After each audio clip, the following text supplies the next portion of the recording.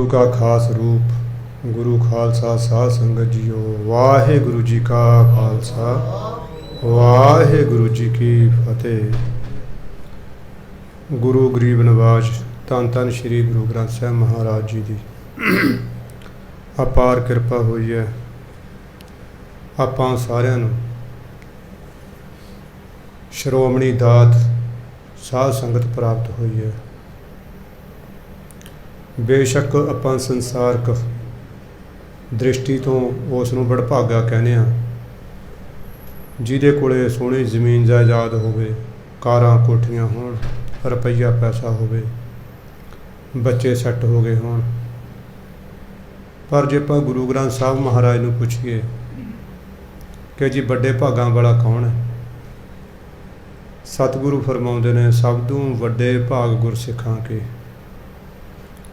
जो गुरचरनी पढ़ते आ, ਜਿਹੜੇ ਜਾ ਕੇ गुरु के चरणों नाल मत्था टेकते हैं, गुरु के चरणों के विच एकागर होकर बहते हैं, परमात्मा की सिफत सलाह सुनते हैं।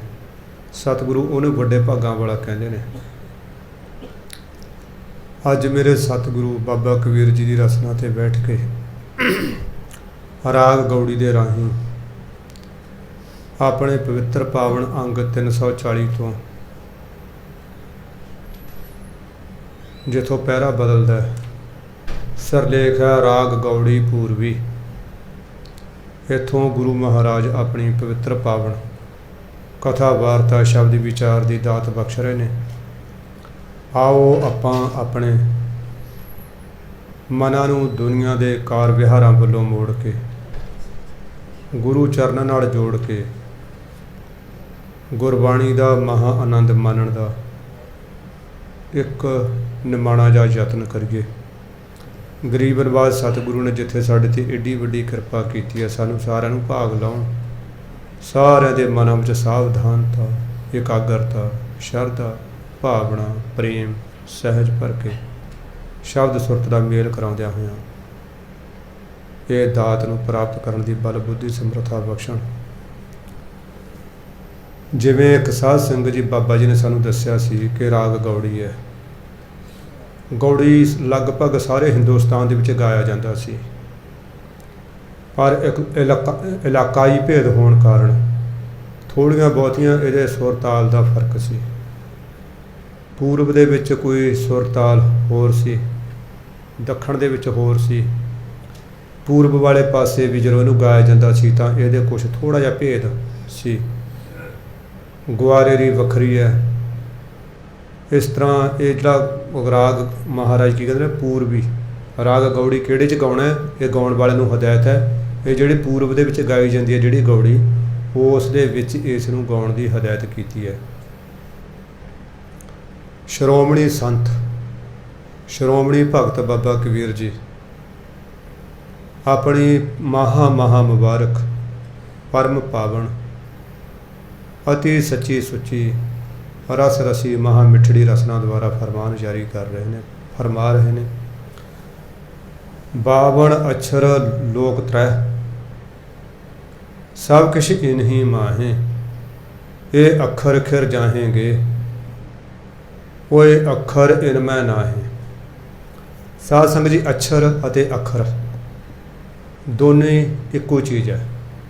कई लोग कहते हैं वेखना, कई लोग कहते हैं देखना, कई लोग कहते मैं तुर के उत्थे गया, कई लोग कहते मैं टुर के गया। जिवें थोड़ा इलाके का फर्क होंदा ना। हुण अक्षर हिंदी वाले कहते हैं अक्षर, अक्षर तो बन गया अक्षर। पंजाबी च आपां अखर कह दिंदे आ, इत्थे अध घला के बोलना। भाव 52 अखर 52 अक्षर लोक त्रै, तिन्ने लोक मात लोक पताल लोक आकाश लोक का जिन्ना बरतवार है, ये सारा 52 अखरां दे राही बयान किया जाता है। ये फलाने लोक दे विच ऐदां दी अवस्था है, धिमके लोक दे विच ऐदां दी अवस्था है। साध संगत जी संसार दे सारे वरतारे नूं, सारियां घटनावां नूं इन्हां 52 अखरां दे राही बयान किया जा सकता है। भाव एक लिपि बद्ध किया जा सकता है, लिखा जा सकता है। जिवें आपां अखबार पढ़ते हैं ਅਖਬਾਰ ਦੇ ਵਿੱਚ ਸੰਸਾਰ ਦੀਆਂ ਥਾਂ ਦੀਆਂ ਘਟਨਾਵਾਂ ਨੂੰ ਉਹਨਾਂ ਨੇ ਕਿਸੇ ਇੰਗਲਿਸ਼ ਦੇ ਅੱਖਰਾਂ 'ਚ, ਪੰਜਾਬੀ ਦੇ ਅੱਖਰਾਂ 'ਚ, ਹਿੰਦੀ ਦੇ ਅੱਖਰਾਂ 'ਚ, ਉਰਦੂ ਦੇ ਅੱਖਰਾਂ 'ਚ, ਵੱਖਰੀਆਂ ਭਾਸ਼ਾਵਾਂ ਦੇ ਅੱਖਰਾਂ ਦੇ ਲਿਪੀਆਂ ਦੇ ਨਾਲ ਉਸ ਨੂੰ ਬਿਆਨ ਕੀਤਾ ਜਾਂਦਾ ਹੈ। ਪਰ ਮਹਾਰਾਜ ਕਹਿੰਦੇ ਸਾਰਾ ਕੁਛ ਹੀ ਇਹਨਾਂ ਅੱਖਰਾਂ ਦੇ ਵਿੱਚ ਹੈ। ਜਿਹੜਾ 3 ਲੋਕਾਂ 'ਚ ਵਰਤਾਰਾ ਹੋ ਰਿਹਾ, ਸਾਰਾ ਕੁਛ ਹੀ ਇਹਨਾਂ 52 ਅੱਖਰਾਂ ਦੇ ਵਿੱਚ ਹੈ। ਇਹ ਅੱਖਰ ਖਿਰ ਜਾਏਂਗੇ। ਸਾਧ ਸੰਗਤ ਜੀ, ਜਦੋਂ ਕਿ ਦੁਨੀਆ ਨਾਸ਼ਵਾਨ ਹੈ, ਸੰਸਾਰ ਨਾਸ਼ਵਾਨ ਹੈ, ਫਿਰ ਇਹਦੇ ਵਿੱਚ ਰਹਿਣ ਵਾਲੀ ਹਰ ਵਸਤੂ ਨਾਸ਼ਵਾਨ ਹੈ, ਚਾਹੇ ਉਹ ਸੂਖਮ ਹੈ, ਚਾਹੇ ਉਹ ਅਸਥੂਲ ਹੈ। ਜਦੋਂ ਕਿਤੇ ਮਹਾਪਰਲੋ ਆਏਗੀ, ਇਹ ਜਿਹੜੇ ਭੂਤ ਪ੍ਰੇਤ ਦੇਵੀ ਦੇਵਤੇ ਸਾਰੇ ਜਿਹੜੇ ਹੈਗੇ ਨੇ, ਇਹਨਾਂ ਨੇ ਖਤਮ ਹੋ ਜਾਣਾ, ਇਹਨਾਂ ਨੇ ਸਾਰਿਆਂ ਨੇ ਲੈਪ ਹੋ ਜਾਣਾ। ਫਿਰ ਜਿਹੜੀ ਇਹ ਬੋਲੀ ਬੋਲੀ ਜਾਂਦੀ ਹੈ, ਜਿਹੜੀ ਬੋਲੀ ਨੂੰ ਲਿਖਣ ਵਾਸਤੇ ਆਪਾਂ ਅੱਖਰਾਂ ਦੀ ਵਰਤੋਂ ਕਰਦੇ ਹਾਂ, ਜਿਹਨੂੰ ਆਪਾਂ ਲਿਪੀ ਕਹਿੰਦੇ ਹਾਂ, ਉਹਨੇ ਵੀ ਤਾਂ ਨਾਸ਼ ਹੋਣਾ ਸੁਭਾਵਿਕ ਹੈ, ਕਿਉਂਕਿ ਉਹ ਵੀ ਤਾਂ ਸੰਸਾਰ ਦੀਆਂ ਵਸਤੂਆਂ ਵਿੱਚ ਹੀ ਆਉਂਦੀ ਹੈ ਨਾ। ਇੱਕ ਇਹ ਅੱਖਰ ਖਿਰ ਜਾਏਂਗੇ, ਖਿਰਮਣਾ ਹੁੰਦਾ ਨਾਸ਼ ਹੋਣ ਜਾਣਾ। ਇਹ ਸਾਰੇ ਅੱਖਰ ਨੇ, ਇਹ ਖਤਮ ਹੋ ਜਾਣਗੇ। ਉਦੋਂ ਜਦੋਂ ਕਿਤੇ ਦੁਬਾਰੇ ਸੰਸਾਰ ਰਚਣਗੇ ਪਰਮਾਤਮਾ ਜੀ, ਉਦੋਂ ਪਤਾ ਨਹੀਂ ਕਿਹੜੀ ਬੋਲੀ ਹੋਏਗੀ। ਪੰਜਾਬ ਦੀ ਬੋਲੀ ਆਪਾਂ ਪੰਜਾਬੀ ਕਹਿੰਦੇ ਹਾਂ, ਹਰਿਆਣੇ ਦੀ ਬੋਲੀ ਹਿੰਦੀ ਕਹਿੰਦੇ ਹਾਂ, ਯੂਪੀ ਦੀ ਬੋਲੀ ਕੁਛ ਪੁਰਾਤਨ ਹਿੰਦੀ ਹੋ ਗਈ, ਵੱਖਰੀ ਹੈ ਨਾ। ਤਾਮਿਲ ਦੀ ਤਾਮਿਲ ਹੈ, ਕਰਨਾਟਕਾ ਦੀ ਕੰਨੜ ਹੈ, ਬੰਗਾਲ ਦੀ ਬੰਗਾਲੀ ਹੈ। ਫਿਰ ਪਤਾ ਨਹੀਂ ਉਹ ਕਿਹੜੀ ਬੋਲੀ ਹੋਏਗੀ ਉਦੋਂ। ਇਹ ਜਿਹੜੀ ਹੁਣ ਮੌਜੂਦਾ ਬੋਲੀ ਹੈ, ਇਹਨੇ ਖਤਮ ਹੋ ਜਾਣਾ। ਉਹ ਅੱਖਰ ਇਨਮੈ ਨਾਹੀਂ, ਉਹ ਅੱਖਰ ਜਿਨ੍ਹਾਂ ਦੇ ਰਾਹੀਂ ਪਰਮਾਤਮਾ ਦਾ ਸਰੂਪ ਬਿਆਨ ਕੀਤਾ ਜਾ ਸਕਦਾ, ਉਹ ਅੱਖਰ ਇਹਨਾਂ ਅੱਖਰਾਂ ਦੇ ਵਿੱਚ ਨਹੀਂ, ਉਹ 52 ਅੱਖਰਾਂ ਦੀ ਗਿਣਤੀ ਵਿੱਚ ਨਹੀਂ ਆਉਂਦੇ। ਸਾਧ ਸੰਗਤ ਜੀ, ਇੱਕ ਬੇਨਤੀ ਨੂੰ ਯਾਦ ਰੱਖਣਾ ਹੈ, ਕੋਈ ਵੀ ਭਾਸ਼ਾ ਕਿਸੇ ਵੀ ਆਵਾਜ਼ ਨੂੰ ਸੰਪੂਰਨਤਾ ਨਾਲ ਲਿਖ ਨਹੀਂ ਸਕਦੀ। ਕੋਈ ਵੀ ਲਿਪੀ ਹੈ, ਚਾਹੇ ਗੁਰਮੁਖੀ ਹੈ, ਚਾਹੇ ਦੇਵਨਾਗਰੀ ਹੈ, ਚਾਹੇ ਸ਼ਾਹਮੁਖੀ ਹੈ, ਚਾਹੇ ਰੋਮਨ ਹੈ, ਜੋ ਵੀ ਲਿਪੀ ਆ, ਉਹ ਫਰਜ਼ ਕਰ ਲਓ ਮੈਂ ਕਰ ਰਿਹਾ, ਹੁਣ ਇਹਨੂੰ ਕਿਹੜੀ ਲਿਪੀ 'ਚ ਲਿਖੋਗੇ? ਕਿਸੇ ਵੀ ਲਿਪੀ 'ਚ ਇਹਨੂੰ ਨਹੀਂ ਲਿਖ ਸਕਦੇ। ਆਪਾਂ ਸੁੱਤੇ ਪਏ ਘੁਰਾੜੇ ਮਾਰ ਰਹੇ ਹੁੰਦੇ ਹਾਂ, ਖਰਾਟੇ ਛੱਡ ਰਹੇ ਹੁੰਦੇ ਹਾਂ, ਉਹ ਖਰਾਟਿਆਂ ਦੀ ਆਵਾਜ਼ ਨੂੰ ਆਪਾਂ ਕਿਸੇ ਵੀ ਲਿਪੀ ਦੇ ਵਿੱਚ ਨਹੀਂ ਲਿਖ ਸਕਦੇ। ਸੰਸਾਰ ਦਾ ਬਹੁਤ ਕੁਝ ਐਸਾ ਹੈ ਜਿਹੜਾ ਕਿ ਉਹ ਲਿਪੀ ਦੇ ਵਿੱਚ ਨਹੀਂ ਆਉਂਦਾ। ਇਹ ਬੋਲੀ, ਇਹ ਭਾਸ਼ਾ ਕਈ ਵਾਰੀ ਬੌਣੀ ਪੈ ਜਾਂਦੀ ਹੈ, ਛੋਟੀ ਰਹਿ ਜਾਂਦੀ ਹੈ, ਪਰ ਭਾਸ਼ਾ ਦੀ ਇੱਕ ਹੱਦ ਹੁੰਦੀ ਹੈ। ਪਰਮਾਤਮਾ ਤਾਂ ਅਸੀਮ ਹੈ, ਉਹਦੀ ਤਾਂ ਕੋਈ ਸੀਮਾ ਹੀ ਨਹੀਂ, ਉਹਦੀ ਤਾਂ ਕੋਈ ਹੱਦ ਬੰਨ੍ਹ ਹੀ ਨਹੀਂ ਪਰਮਾਤਮਾ ਦਾ। ਤਾਂ ਇਸ ਕਰਕੇ ਬਾਬਾ ਜੀ ਨੇ ਕਿਹਾ, ਉਹ ਅੱਖਰ ਜਿਹੜੇ ਕਿ ਪਰਮਾਤਮਾ ਦੇ ਸਰੂਪ ਨੂੰ ਬਿਆਨ ਕਰ ਸਕਦੇ ਨੇ, ਉਹ ਅੱਖਰ ਇਹਨਾਂ ਦੇ ਵਿੱਚ ਹੈ ਨਹੀਂ। ਭਾਵ ਇਹਦਾ ਸੂਖਮ ਭਾਵ ਕੀ ਹੈ? ਪਰਮਾਤਮਾ ਨੂੰ ਕਿਸੇ ਵੀ ਬੋਲਾਂ ਦੇ ਨਾਲ, ਕਿਸੇ ਵੀ ਅੱਖਰਾਂ ਦੇ ਨਾਲ ਉਹ ਸੰਪੂਰਨ ਤੌਰ 'ਤੇ ਬਿਆਨ ਨਹੀਂ ਕੀਤਾ ਜਾ ਸਕਦਾ। ਗੁਰੂ ਨਾਨਕ ਦੇਵ ਮਹਾਰਾਜ ਜੀ ਦੀ ਗੋਦ ਦੇ ਵਿੱਚ ਬਾਬਾ ਕਬੀਰ ਜੀ ਬੈਠੇ ਨੇ ਨਾ, ਉਹ ਵੀ ਕਹਿੰਦੇ ਨੇ, ਜੇ ਹੋਂ ਜਾਣਾ ਆਖਾਂ ਨਹੀਂ, ਕਹਿਣਾ ਕਥਾ ਨਾ ਚਾਹੀ। ਜੇ ਮੈਂ ਪਰਮਾਤਮਾ ਦੇ ਸਰੂਪ ਨੂੰ ਜਾਣਦਾ ਵੀ ਹੋਵਾਂ, ਫਿਰ ਵੀ ਮੈਂ ਕਹਾਂਗਾ ਨਹੀਂ। ਕਿਉਂ? ਕਿਉਂਕਿ ਕਿਹਾ ਜਾਂਦਾ ਹੀ ਨਹੀਂ। ਕਹਿਣਾ ਕਥਨ ਨਾ ਜਾਈ, ਕਥੇ ਨਹੀਂ ਜਾ ਸਕਦਾ, ਉਹ ਹੈ ਹੀ ਅਕਥ। ਸਾਡੀ ਆਪਾਂ ਜਿਵੇਂ ਵਿਚਾਰ ਕਰਕੇ ਹਟਿਆ, ਆਪਣੇ ਜੀਵ ਦੀ, ਆਪਣੀ ਬੋਲੀ ਦੀ, ਆਪਣੀ ਜ਼ੁਬਾਨ ਦੀ ਇੱਕ ਸੀਮਾ ਹੈ, ਉਹ ਸੀਮਾ ਤੋਂ ਅੱਗੇ ਨਹੀਂ ਜਾ ਸਕਦੀ। ਪਰ ਪਰਮਾਤਮਾ ਅਸੀਮ ਹੈ। ਇਹ ਕਹਿ ਲਓ ਵੀ ਜਿਵੇਂ ਗੂੰਗਾ ਕੋਈ ਗੁੜ ਖਾ ਲੈਂਦਾ, ਕੋਈ ਮਠਿਆਈ ਖਾਂਦਾ ਗੂੰਗਾ, ਉਹਨੂੰ ਦੱਸ ਨਹੀਂ ਸਕਦਾ। ਬਸ ਇਹ ਕਹਿ ਲਓ ਕੋਈ ਕਿੱਡਾ ਵੱਡਾ ਮਰਜ਼ੀ ਵਿਦਵਾਨ ਹੋਵੇ, ਉਹ ਪਰਮਾਤਮਾ ਦੇ ਸਰੂਪ ਨੂੰ ਪੂਰੀ ਤਰ੍ਹਾਂ ਬਿਆਨ ਨਹੀਂ ਕਰ ਸਕਦਾ। ਅੱਗੇ ਮਹਾਰਾਜ ਕਹਿੰਦੇ, ਜਹਾਂ ਬੋਲ ਤਹਾਂ ਅਛਰ ਆਵਾ, ਜਹਾਂ ਅਬੋਲ ਤਹਾਂ ਮਨ ਨਾ ਰਹਾਵਾ। ਬੋਲ ਮਿਲੇ ਬੋਲੀ, ਬੋਲ ਦਾ ਮਤਲਬ ਕਿ ਬੋਲੀ, ਜਿੱਥੇ ਬੋਲੀ ਹੈ, ਜਿੱਥੇ ਭਾਸ਼ਾ ਹੈ, ਉੱਥੇ ਅੱਖਰ ਆਊਗਾ ਹੀ ਆਊਗਾ। ਚਾਹੇ ਕੋਈ ਅਣਪੜ੍ਹਿਆ ਅਨਪੜ੍ਹ ਬੰਦਾ ਵੀ ਹੈ ਨਾ, ਉਹ ਵੀ ਜਦੋਂ ਬੋਲੇਗਾ ਤਾਂ ਅੱਖਰਾਂ ਰਾਹੀਂ, ਬੇਸ਼ੱਕ ਉਹਨੂੰ ਅੱਖਰਾਂ ਦਾ ਗਿਆਨ ਨਾ ਹੋਵੇ। ਅਨਪੜ੍ਹ ਬੰਦੇ ਵੀ ਤਾਂ ਕੋਈ ਜਿਹੜਾ ਹਿੰਦੀ ਬੋਲਣ ਵਾਲਾ ਹਿੰਦੀ ਬੋਲਦਾ, ਪੰਜਾਬੀ ਬੋਲਣ ਵਾਲਾ ਪੰਜਾਬੀ ਬੋਲਦਾ, ਜਿਹੜੇ ਅੰਗਰੇਜ਼ ਅਨਪੜ੍ਹ ਨੇ ਅੰਗਰੇਜ਼ੀ ਬੋਲਦੇ ਨੇ, ਬੇਸ਼ੱਕ ਉਹਨਾਂ ਨੂੰ ABC ਨਾ ਆਉਂਦੀ ਹੋਵੇ, ਆਪਾਂ ਪੰਜਾਬੀ ਬੋਲਦੇ ਹਾਂ ਚਾਹੇ ਸਾਨੂੰ ਊੜਾ ਆੜਾ ਨਾ ਆਉਂਦਾ ਹੋਵੇ, ਬੋਲਦੇ ਤਾਂ ਅਸੀਂ ਪੰਜਾਬੀ ਹੋ ਆ ਨਾ। ਹੁਣ ਕਹਿੰਦੇ ਜਿੱਥੇ ਬੋਲ ਹੈ ਉੱਥੇ ਅੱਖਰਾਂ ਨੇ ਆਉਣਾ ਹੀ ਆਉਣਾ, ਭਾਵ ਉਸ ਭਾਵਾਂ ਨੂੰ ਲਿਪੀਬੱਧ ਕਰਨ ਵਾਸਤੇ ਅੱਖਰਾਂ ਦੀ ਜ਼ਰੂਰਤ ਪਏਗੀ। ਜਹੈ ਅਬੋਲ, ਜਿੱਥੇ ਬੋਲੀ ਨਹੀਂ ਹੈਗੀ, ਭਾਵ ਜਿੱਥੇ ਪਰਮਾਤਮਾ ਹੈ ਉਸ ਨੂੰ ਬਿਆਨਣ ਵਾਸਤੇ, ਉਸ ਦੀ ਵਿਆਖਿਆ ਕਰਨ ਵਾਸਤੇ ਕੋਈ ਭਾਸ਼ਾ ਨਹੀਂ ਹੈ। ਤਹ ਮਨ ਨਾ ਰਹਾ ਵਾ, ਭਾਵ ਚੁੱਪ ਹੋ ਜਾਈਏ। ਇਹਨੂੰ ਆਪਾਂ ਦੂਸਰੇ ਸ਼ਬਦਾਂ 'ਚ ਇਹ ਕਹਿ ਦਈਏ, ਜਿੱਥੇ ਆਪਾਂ ਬੋਲਦੇ ਹਾਂ ਉੱਥੇ ਅੱਖਰ ਹੋਣਗੇ, ਜਦੋਂ ਆਪਾਂ ਅਸੀਂ ਚੁੱਪ ਹੋ ਜਾਂਦੇ ਹਾਂ ਫਿਰ ਉੱਥੇ ਅੱਖਰ ਤਾਂ ਕੋਈ ਹੁੰਦੇ ਨਹੀਂ ਚੁੱਪ ਦੇ, ਪਰ ਉੱਥੇ ਸਾਡਾ ਮਨ ਨਹੀਂ ਟਿਕਦਾ। ਮਨ ਦੇ ਵਿੱਚ ਸੰਕਲਪ ਅਤੇ ਵਿਕਲਪ ਜਿਹੜੇ ਚੱਲਦੇ ਰਹਿੰਦੇ ਨੇ, ਉੱਥੇ ਮਨ ਨਹੀਂ ਟਿਕਦਾ ਹੈਗਾ। ਬਾਬਾ ਕਬੀਰ ਜੀ ਕਹਿੰਦੇ ਪਰ ਇੱਕ ਗੱਲ ਯਾਦ ਰੱਖਣੀ ਹੈ, ਬੋਲ ਅਬੋਲ ਮਦ ਹੈ ਸੋਈ। ਚਾਹੇ ਅਸੀਂ ਬੋਲਦੇ ਹਾਂ ਚਾਹੇ ਚੁੱਪ ਹੈ, ਬੋਲਾਂ ਦੇ ਵਿੱਚ ਵੀ, ਬੋਲੀ ਦੇ ਵਿੱਚ ਵੀ ਪਰਮਾਤਮਾ ਹੈ ਅਤੇ ਚੁੱਪ ਦੇ ਵਿੱਚ ਵੀ ਪਰਮਾਤਮਾ ਹੈ। ਪਰਮਾਤਮਾ ਤਾਂ ਸਾਡੇ ਚੁੱਪ ਰਹਿਣ 'ਚ ਵੀ ਹੈ, ਜੇ ਅਸੀਂ ਬੋਲਦੇ ਹਾਂ ਉਹ ਸਾਡੇ ਬੋਲਾਂ 'ਚ ਵੀ ਪਰਮਾਤਮਾ ਬੋਲ ਰਿਹਾ। ਅਸੀਂ ਕੋਈ ਆਪ ਥੋੜ੍ਹਾ ਬੋਲ ਰਹੇ ਹਾਂ ਸਾਧ ਸੰਗਤ ਜੀਓ। ਜੇ ਹੁਣ ਤੁਸੀਂ ਕਹੋਗੇ ਆ ਬੰਦਾ ਬੋਲ ਰਿਹਾ, ਮੈਂ ਥੋੜ੍ਹਾ ਬੋਲ ਰਿਹਾ, ਮੈਂ ਤਾਂ 1 ਮਿੰਟ 'ਚ ਭੁਲਾ ਦੇਣਾ ਹੋ ਜੇ ਚੁੱਪ ਕਰਾਉਣਾ ਹੋਵੇ। ਜੇ ਉਹਨਾਂ ਨੇ ਵੱਧ ਬੁਲਾਉਣਾ ਹੋਵੇ, ਪਤਾ ਨਹੀਂ ਪਿੱਛੋਂ ਗਿਆਨ ਦਾ ਸਾਗਰੇ ਖੋਲ੍ਹ ਦੇਣ, ਡੈਮੇ ਖੋਲ੍ਹ ਦੇਣ ਪੂਰਾ। ਇੰਨਾ ਗਿਆਨ ਆ ਜਾਂਦਾ ਕਈ ਵਾਰੀ ਕਥਾ ਕਰਦਿਆਂ, ਪਤਾ ਨਹੀਂ ਲੱਗਦਾ ਕਿ ਕਿਹੜੇ ਬਿਆਨ ਦੀ ਵਿਆਖਿਆ ਕਰੀਏ, ਕਿਹੜੇ ਨੂੰ ਚੁੱਪ ਕਰੀਏ। ਇਹ ਤਾਂ ਉਹਦੀ ਗੁਪਤ ਖੇਡ ਵਰਤਦੀ ਹੈ ਜਿਹਦੇ ਬਾਰੇ ਕੁਝ ਵੀ ਨਹੀਂ ਕਿਹਾ ਜਾ ਸਕਦਾ। ਹੁਣ ਬਾਬਾ ਜੀ ਕਹਿੰਦੇ ਇਹ ਚੁੱਪ ਦੇ ਵਿੱਚ ਅਤੇ ਬੋਲਣ ਦੇ ਵਿੱਚ ਮਦ ਹੈ ਸੋਈ। ਪਰਮਾਤਮਾ ਉਹੀ ਪਰਮਾਤਮਾ ਹੈ। ਜਦੋਂ ਆਪਾਂ ਸੁੱਤੇ ਹੁੰਦੇ ਹਾਂ ਤਾਂ ਵੀ ਸਾਡਾ ਪਰਮਾਤਮਾ ਸਾਡੇ ਅੰਦਰ ਹੈ, ਜਦੋਂ ਅਸੀਂ ਜਾਗਦੇ ਹਾਂ ਤਾਂ ਵੀ ਪਰਮਾਤਮਾ ਸਾਡੇ ਅੰਦਰ ਹੈ, ਜਦੋਂ ਅਸੀਂ ਚੁੱਪ ਹਾਂ ਤਾਂ ਵੀ ਪਰਮਾਤਮਾ ਸਾਡੇ ਅੰਦਰ ਹੈ, ਅਤੇ ਜਦੋਂ ਅਸੀਂ ਬੋਲ ਰਹੇ ਹਾਂ ਤਾਂ ਵੀ ਪਰਮਾਤਮਾ ਸਾਡੇ ਅੰਦਰ ਬੈਠਾ ਬੋਲ ਰਿਹਾ। ਜਸ ਉਹ ਹੈ ਤਸ ਲਖੈ ਨਾ ਕੋਈ।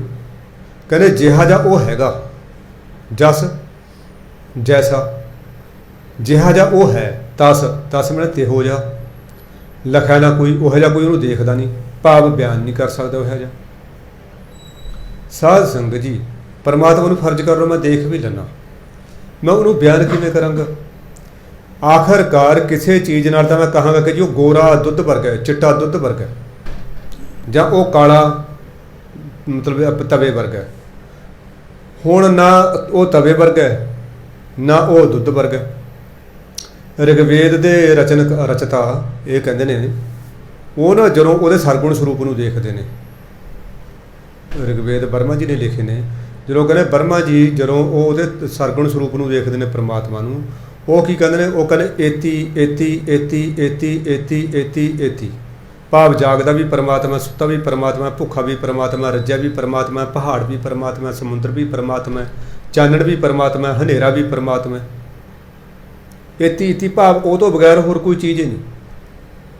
ਜਦੋਂ ਉਹ ਉਹਦੇ ਨਿਰਗੁਣ ਸਰੂਪ ਵੱਲ ਧਿਆਨ ਜਾਂਦਾ ਫਿਰ ਉਹ ਕਹਿੰਦਾ ਨੇਤੀ ਨੇਤੀ ਨੇਤੀ ਨੇਤੀ ਨੇਤੀ ਨੇਤੀ, ਭਾਵ ਪਰਮਾਤਮਾ ਗੋਰਾ ਵੀ ਨਹੀਂ, ਪਰਮਾਤਮਾ ਕਾਲਾ ਵੀ ਨਹੀਂ, ਪਰਮਾਤਮਾ ਹਨੇਰਾ ਵੀ ਨਹੀਂ, ਪਰਮਾਤਮਾ ਚਾਨਣ ਵੀ ਨਹੀਂ, ਪਰਮਾਤਮਾ ਦੁੱਖ ਵੀ ਨਹੀਂ, ਪਰਮਾਤਮਾ ਸੁੱਖ ਵੀ ਨਹੀਂ, ਪਰਮਾਤਮਾ ਬੋਲ ਵੀ ਨਹੀਂ ਰਿਹਾ, ਪਰਮਾਤਮਾ ਚੁੱਪ ਵੀ ਨਹੀਂ ਹੈਗਾ। ਦੋਏ ਪਾਸੇ ਪਰਮਾਤਮਾ ਦਾ ਕੋਈ ਹੱਦ ਬੰਨਾ ਨਹੀਂ ਹੈ, ਦੋਏ ਪਾਸੇ ਬੇਅੰਤ ਹੈ, ਉਹ ਦੋਹਾਂ ਸਿਰਾਂ ਦਾ ਆਪੇ ਸੁਆਮੀ ਹੈ। ਕਰ ਜਿਹਾ ਜਿਹਾ ਉਹ ਹੈਗਾ ਉਹ ਜਿਹਾ ਕੋਈ ਬਿਆਨ ਹੀ ਨਹੀਂ ਕਰ ਸਕਦਾ, ਦੇਖ ਹੀ ਨਹੀਂ ਸਕਦਾ। ਅੱਗੇ ਫਿਰ ਕਹਿੰਦੇ ਨੇ ਅੱਲਾ ਲਹੋਂ ਤਉ ਕਿਆ ਕਹੂੰ, ਕਹੋ ਤਾਂ ਕੋ ਉਪਕਾਰ। ਅੱਲਾਹ, ਇਹਨੂੰ ਅੱਲਾ ਨਹੀਂ ਪੜ੍ਹਨਾ, ਅੱਲਾਹ। ਅੱਲਾਹ ਪਰਮਾਤਮਾ ਦਾ ਇੱਕ ਗੁਣਵਾਚੀ ਨਾਮ ਹੈ। ਗੁਣਵਾਚੀ ਕੀ? ਜਿਹੜੇ ਪਰਮਾਤਮਾ ਨੂੰ ਦੇਖਿਆ ਨਹੀਂ ਜਾ ਸਕਦਾ, ਜਿਹੜੇ ਪਰਮਾਤਮਾ ਨੂੰ ਲੱਭਿਆ ਨਹੀਂ ਜਾ ਸਕਦਾ, ਉਸ ਗੁਣ ਦੇ ਤਹਿਤ ਉਹਦਾ ਨਾਮ ਕੀ ਰੱਖ ਲਿਆ? ਅੱਲਾਹ। ਕਿ ਨਾ ਉਹਨੂੰ ਲੱਭਿਆ ਜਾ ਸਕਦਾ ਨਾ ਉਹਨੂੰ ਦੇਖਿਆ ਜਾ ਸਕਦਾ। ਇਸ ਕਰਕੇ ਜਿਵੇਂ ਇਹ ਹੈਗਾ, ਇਹ ਮੁਸਲਮਾਨ ਅੱਲਾਹ ਕਹਿੰਦੇ ਨੇ, ਆਪਣੇ ਵਾਲੇ ਉਹਨੂੰ ਕਹਿੰਦੇ ਅਲੱਖ। ਇਹ ਜਿਹੜੇ ਭਾਰਤ ਦੇ ਵਿਦਵਾਨ ਨੇ ਉਹਨੂੰ ਅਲੱਖ ਕਹਿੰਦੇ ਨੇ, ਭਾਵ ਨਹੀਂ ਦਿੰਦਾ। ਕਿਉਂਕਿ ਬਾਬਾ ਕਬੀਰ ਜੀ ਮੁਸਲਮਾਨ ਦੇ ਘਰ ਸੀ ਜੰਮਿਆ, ਇਹ ਮੁਸਲਮਾਨਾਂ ਦਾ ਸੀ ਇਹਨਾਂ ਦਾ। ਅੱਲਾ ਲਹੋਂ ਕਹਿੰਦੇ ਜੇ ਮੈਂ ਪਰਮਾਤਮਾ ਨੂੰ ਦੇਖ ਵੀ ਲਵਾਂ, ਪਰਮਾਤਮਾ ਨੂੰ ਪ੍ਰਾਪਤ ਵੀ ਕਰ ਲਵਾਂ, ਉਹ ਲੱਭੇ ਜਾਣ ਵਾਲੇ ਨਾ ਦਿਸਣ ਵਾਲੇ ਪਰਮਾਤਮਾ ਨੂੰ ਮੈਂ ਪ੍ਰਾਪਤ ਵੀ ਕਰ ਲਵਾਂ, ਤਾਂ ਉਹ ਕਿਆ ਕਹੂੰ? ਫਿਰ ਮੈਂ ਉਹਦੇ ਬਾਰੇ ਕਹਾਂ ਕੀ? ਮੈਂ ਉਹਦੇ ਬਾਰੇ ਕਹਿ ਨਹੀਂ ਸਕਦਾ, ਉਹਦੇ ਬਾਰੇ ਦੱਸੇ ਨਹੀਂ ਜਾ ਸਕਦਾ, ਉਹਦੇ ਬਾਰੇ ਦੱਸੇ ਨਹੀਂ ਜਾ ਸਕਦਾ। ਸਾਧ ਸੰਗਤ ਜੀ, ਜਿਵੇਂ ਹੁਣ ਛੋਟੇ ਬੱਚੇ ਨੂੰ ਸੁਪਨਾ ਆ ਜੇ, ਉਹ ਦੱਸ ਹੀ ਨਹੀਂ ਸਕਦਾ। ਕਈ ਵਾਰੀ ਬੱਚਾ ਛੋਟਾ ਹੁੰਦਾ ਨਾ, ਜਦੋਂ ਅਜੇ ਬੋਲਣ ਨਹੀਂ ਲੱਗਦਾ, ਉਹ ਕਿਤੇ ਸੁੱਤਾ ਵੀ ਪਿਆ ਹੁੰਦਾ, ਆਪਾਂ ਉਹਦੇ ਚਿਹਰੇ ਨੂੰ ਧਿਆਨ ਨਾਲ ਦੇਖਦੇ ਹਾਂ, ਕਦੀ ਉਹ ਰੋਣ ਵਾਲਾ ਹੋ ਜਾਂਦਾ, ਕਦੀ ਉਹ ਮੁਸਕਰਾਉਂਦਾ, ਕਦੀ ਸੁੱਤਾ ਪਿਆ ਉਹ ਹੱਥ ਪੈਰ ਹਿਲਾਉਂਦਾ। ਆਪਾਂ ਬੱਚਿਆਂ ਵਾਲੇ ਆਪਾਂ ਸਾਰਾ ਕੁਝ ਇਹ ਦੇਖਿਆ ਹੀ ਆ, ਦੇਖਦੇ ਹਾਂ ਆਪਾਂ, ਪਰ ਉਹ ਦੱਸ ਨਹੀਂ ਸਕਦਾ ਕੁਝ ਵੀ। ਸੁਪਨੇ ਦੇ ਵਿੱਚ ਉਹਨੇ ਕੀ ਦੇਖਿਆ, ਸੁਪਨੇ 'ਚ ਉਹ ਕਿੱਥੇ ਗਿਆ। ਇਸੇ ਤਰ੍ਹਾਂ ਪਰਮਾਤਮਾ ਨੂੰ ਕਹਿੰਦੇ ਜੇ ਮੈਂ ਦੇਖ ਵੀ ਲਵਾਂ, ਉਹ ਅਲੱਭ ਪਰਮਾਤਮਾ ਨੂੰ ਮੈਂ ਲੱਭ ਵੀ ਲਵਾਂ, ਤਾਂ ਉਹ ਕਿਆ ਕਹੂੰ? ਉਹਦੇ ਬਾਰੇ ਮੈਂ ਕੀ ਕਹਾਂ? ਕਹਿ ਨਹੀਂ ਸਕਦਾ। ਉਹ ਕਹਿਣ ਕਥਨ ਤੋਂ ਬਾਹਰ ਹੈ, ਉਹ ਭਾਸ਼ਾ ਦੀ ਸੀਮਾ ਤੋਂ ਬਾਹਰ ਹੈ, ਉਹ ਬੋਲਾਂ ਦੀ ਹੱਦ ਬੰਨੇ ਤੋਂ ਪਰੇ ਹੈ। ਕਹੋ ਤਾਂ ਕੋ ਉਪਕਾਰ, ਜੇ ਮੈਂ ਕਹਿ ਵੀ ਦੇਵਾਂ, ਚਲੋ ਪਰਮਾਤਮਾ ਮੈਨੂੰ ਸਮਰੱਥਾ ਦੇ ਦੇਵੇ ਆਪਣੇ ਬਾਰੇ ਕੁਝ ਕਹਿਣ ਦੀ, ਮੈਂ ਉਹਦੇ ਬਾਰੇ ਦੱਸ ਵੀ ਦੇਵਾਂ ਕਿ ਪਰਮਾਤਮਾ ਇਹੋ ਜਿਹਾ ਹੈ, ਪਰਮਾਤਮਾ ਐਡਾ ਵੱਡਾ ਹੈ, ਪਰਮਾਤਮਾ ਦੀ ਸਮਰੱਥਾ ਇੰਨੀ ਹੈ, ਮੈਂ ਦੱਸ ਵੀ ਦੇਵਾਂ, ਤਾਂ ਕੋ ਉਪਕਾਰ, ਤਾਂ ਕਹਿੰਦੇ ਫਿਰ ਇਹ 'ਚ ਭਲਾ ਵੀ ਕੀ ਹੈ। ਸਾਧ ਸੰਗਤ ਜੀ, ਜੇ ਆਪਾਂ ਨੂੰ ਹੁਣ ਕੋਈ ਕੈਨੇਡਾ ਜਾ ਕੇ ਆਇਆ, ਆਪਾਂ ਨੂੰ ਕੈਨੇਡਾ ਬਾਰੇ ਦੱਸ ਰਿਹਾ ਹੈ, ਕੋਈ ਅਮਰੀਕਾ ਜਾ ਕੇ ਆਇਆ, ਅਮਰੀਕਾ ਬਾਰੇ ਦੱਸ ਰਿਹਾ, ਆਪਾਂ ਨੂੰ ਉਹਦਾ ਕੀ ਲਾਭ ਹੈ? ਹਾਂ, ਥੋੜ੍ਹਾ ਬਹੁਤਾ ਗਿਆਨ ਹੋ ਜਾਊਗਾ ਜੀ ਕਿ ਉੱਥੇ ਬਰਫ਼ ਪੈਂਦੀ ਹੈ ਜੀ, ਉੱਥੋਂ ਦਾ ਮੌਸਮ ਇੰਨਾ ਜਿਹਾ, ਥੋੜ੍ਹਾ ਬਹੁਤਾ ਗਿਆਨ ਹੋ ਜਾਊਗਾ। ਪਰ ਸਾਧ ਸੰਗਤ ਜੀ, ਜਿਹੜਾ ਰੋਟੀ ਖਾਊਗਾ ਪੇਟ ਤਾਂ ਉਸੇ ਦੀ ਭਰੂਗਾ ਨਾ, ਜਿਹੜਾ ਪਾਣੀ ਪੀਊਗਾ ਪਿਆਸ ਤਾਂ ਉਸੇ ਦੀ ਖਤਮ ਹੋਏਗੀ ਨਾ। ਇੱਕ ਵਾਰੀ ਪ੍ਰਿੰਸੀਪਲ ਗੰਡਾ ਸਿੰਘ ਜਾਂ ਗੰਗਾ ਸਿੰਘ ਦੋਨੋਂ ਹੋਏ ਨੇ, ਗੰਗਾ ਸਿੰਘ ਵੀ ਹੋਏ ਨੇ ਪ੍ਰਿੰਸੀਪਲ ਗੰਡਾ ਸਿੰਘ ਵੀ ਹੋਏ ਨੇ। ਦੋਨੋਂ ਹੀ ਸਿੱਖ ਧਰਮ ਦੇ ਬਹੁਤ ਵੱਡੇ ਵਿਦਵਾਨ ਹੋਏ ਨੇ, ਛੋਟੇ ਮੋਟੇ ਨਹੀਂ, ਬਹੁਤ ਹੀ ਵੱਡੇ ਵਿਦਵਾਨ ਹੋਏ ਨੇ ਦੋ, ਜੋ ਮਤਲਬ ਬਹੁਤ ਉੱਚ ਕੋਟੀ ਦੇ ਵਿਦਵਾਨ। ਉਹ 5 ਖੰਡਾਂ ਬਾਰੇ ਦੱਸ ਰਹੇ ਸੀ, 5 ਖੰਡਾਂ ਦੀ ਵਿਆਖਿਆ ਕਰ ਰਹੇ ਸੀ, ਜਪਜੀ ਸਾਹਿਬ ਦੀ ਵਿਆਖਿਆ ਕਰ ਰਹੇ ਸੀ। ਸਾਧ ਸੰਗਤ ਜੀ, ਉਹ ਇੰਨੀ ਵਧੀਆ ਵਿਆਖਿਆ ਕਰ ਰਹੇ ਸੀ ਕਿ ਸੰਗਤਾਂ ਅਸ਼ ਕਰ ਉੱਠੀਆਂ। ਉਹ ਇਹ ਸਮਝ ਲਓ ਵੀ ਇਸ ਧਰਤੀ ਤੋਂ ਲੈ ਕੇ ਸੰਗਤਾਂ ਨੂੰ ਇਹ ਧਰਮ ਖੰਡ, ਸ਼ਰਮ ਖੰਡ ਆਦਿਕ ਤੋਂ ਵਿੱਚੋਂ ਦੀ ਲਿਜਾਂਦੇ ਹੋਏ ਸੱਚਖੰਡੇ ਲੈ ਗਏ। ਇੰਨਾ ਸੋਹਣਾ ਵਿਆਖਿਆ, ਘੰਟਾ 1.5 ਘੰਟਾ ਉਹਨਾਂ ਨੇ ਉਹਦੇ ਬਾਰੇ ਬੋਲਿਆ। ਉੱਥੇ ਸੰਤ ਬਾਬਾ ਆਤਰ ਸਿੰਘ ਜੀ ਮਸਤੂਆਣੇ ਵਾਲੇ ਵੀ ਵਿੱਚ ਬੈਠੇ ਸੀ। ਜਦੋਂ ਵਿਆਖਿਆ ਕਰ ਹਟੇ, ਸਾਰੀ ਕਥਾ ਹੋ ਗਈ, ਅਰਦਾਸ ਹੋ ਗਈ, ਤਾਂ ਫਿਰ ਉਹ ਮਹਾਂਪੁਰਖਾਂ ਨੂੰ ਮਿਲੇ, ਮਹਾਂਪੁਰਖ ਉਹਨਾਂ ਨੂੰ ਮਿਲੇ। ਤਾਂ ਉਹਨਾਂ ਨੇ ਪੁੱਛਿਆ, ਪ੍ਰਿੰਸੀਪਲ ਸਾਹਿਬ, ਕੀ ਤੁਸੀਂ ਇਹਨਾਂ ਸੱਚਖੰਡ ਇਹਨਾਂ ਦੇ ਦਰਸ਼ਨ ਆਪ ਕੀਤੇ ਨੇ ਖੁਦ, ਜਿਨ੍ਹਾਂ ਬਾਰੇ ਤੁਸੀਂ ਬਿਆਨ ਕੀਤਾ? ਉਹਨਾਂ ਨੇ ਬਿਲਕੁਲ ਸੱਚ ਕਿਹਾ, ਝੂਠ ਨਹੀਂ ਬੋਲਿਆ, ਨਹੀਂ ਤਾਂ ਕੋਈ ਮੇਰੇ ਵਰਗਾ ਹੋਛਾ ਬੰਦਾ ਝੂਠ ਵੀ ਬੋਲ ਦਿੰਦਾ। ਉਹ ਕਹਿੰਦੇ ਨਹੀਂ ਮਹਾਂਪੁਰਖੋ, ਮੈਂ ਇਹ ਕੋਈ ਸੱਚਖੰਡ ਨਹੀਂ ਗਿਆ, ਕੋਈ ਕਿਤੇ ਨਹੀਂ ਗਿਆ, ਨਾ ਮੈਨੂੰ ਇਹਨਾਂ ਬਾਰੇ ਕੋਈ ਗਿਆਨ ਹੈ, ਮੈਂ ਤਾਂ ਸਿਰਫ ਇਹਨਾਂ ਬਾਰੇ ਪੜ੍ਹਿਆ ਬਹੁਤ ਬਾਖੂਬੀ ਹੈ, ਬਰੀਕੀ ਨਾਲ ਪੜ੍ਹਿਆ, ਬੜਾ ਇਹਦਾ ਜਿਹੜਾ ਇਹਨੂੰ ਆਪਾਂ ਕਹਿੰਦੇ ਹਾਂ ਵੀ ਡੀਪ ਐਨਾਲਿਸਿਸ ਕੀਤਾ ਮੈਂ ਇਹਦਾ, ਤਾਂ ਮੈਂ ਉਹ ਸਿਰਫ ਸੰਗਤ ਨਾਲ ਸਾਂਝਾ ਕੀਤਾ। ਫਿਰ ਮਹਾਂਪੁਰਖ ਕਹਿਣ ਲੱਗੇ, ਕਹਿੰਦੇ ਫਿਰ ਤੈਨੂੰ ਅੱਜ ਦਰਸ਼ਨ ਕਰਾਈਏ ਪਰਮਾਤਮਾ ਦੇ ਸੱਚਖੰਡ। ਕਹਿੰਦੇ ਮਹਾਰਾਜ ਤੁਹਾਡਾ ਬਹੁਤ ਧੰਨਵਾਦ ਹੋਊਗਾ ਜੇ ਤੁਸੀਂ ਮੈਨੂੰ ਦਰਸ਼ਨ ਕਰਾ ਦਿਓ। ਕਹਿੰਦੇ ਫਿਰ ਬਹਿ ਜਾ, ਬਿਠਾ ਲਿਆ। ਮਹਾਂਪੁਰਖ ਨੇ ਆਪਣਾ ਸੁਰਤ ਚਾੜੀ ਤੇ ਐਨ ਬਿਲਕੁਲ ਉਹਦੇ ਰੰਗ 'ਚ ਰੰਗੇ ਗਏ। ਉਹ ਦੇਖਣ ਵਾਲੇ ਇਹ ਦੱਸਦੇ ਨੇ, ਉਹਨਾਂ ਨੇ ਵੀ ਲਿਖਿਆ ਪ੍ਰਿੰਸੀਪਲ ਸਾਹਿਬ ਨੇ, ਕਿ ਉਹਨਾਂ ਦਾ ਰੰਗ, ਚਿਹਰੇ ਦਾ ਰੰਗ ਐਦਾਂ ਹੋ ਗਿਆ ਜਿਵੇਂ ਪੱਕਿਆ ਹੋਇਆ ਟਮਾਟਰ ਹੁੰਦਾ, ਲਾਲ ਸੁਰਖ। ਕਿੰਨੀ ਦੇਰ ਉਹ ਉਸ ਅਵਸਥਾ ਦੇ ਵਿੱਚ ਬੈਠੇ ਰਹੇ ਤੇ ਫਿਰ ਉਹ ਰੰਗ ਹੌਲੀ ਹੌਲੀ ਆਮ ਸਧਾਰਨ ਹੋ ਗਿਆ।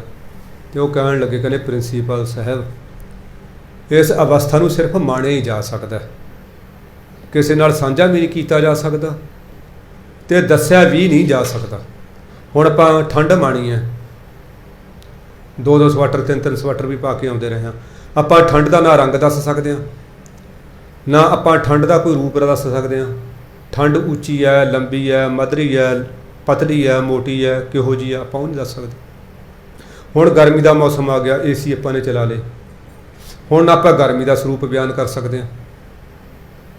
कोई किसी नूं प्यार करता है कोई किसी नूं नफरत करता है, ना आपां प्यार का स्वरूप बयान कर सकते हैं ना ही आपां नफरत का ईरखा का स्वरूप बयान कर सकते हैं। ये कुछ अवस्थावां इहो जिहियां हुंदियां ने। आपां देखो रोज़ रात नूं सौंने आ दिने भी सौंने आ, आपां नींद बारे कुछ नहीं दस सकते वो काली है गोरी है किहो जी है वो इस्त्री लिंग है पुलिंग है की है कुछ नहीं दस सकते नींद बारे। रोज़ माणदे आ ना आपां, रोज़ 6-6 7-7 8-8 घंटे आपां सौंने आ, पर नींद के स्वरूप बारे असीं कुछ भी नहीं दस सकते, ना असीं किसी नूं नींद लिया सकते हैं कर सकते हैं। नींद नूं सौण वाला ही मान सकदा, ठंड नूं पहाड़ां ते जाण वाला जां जिहड़ा ठंडे मौसम च रहिंदा उही मान सकदा है।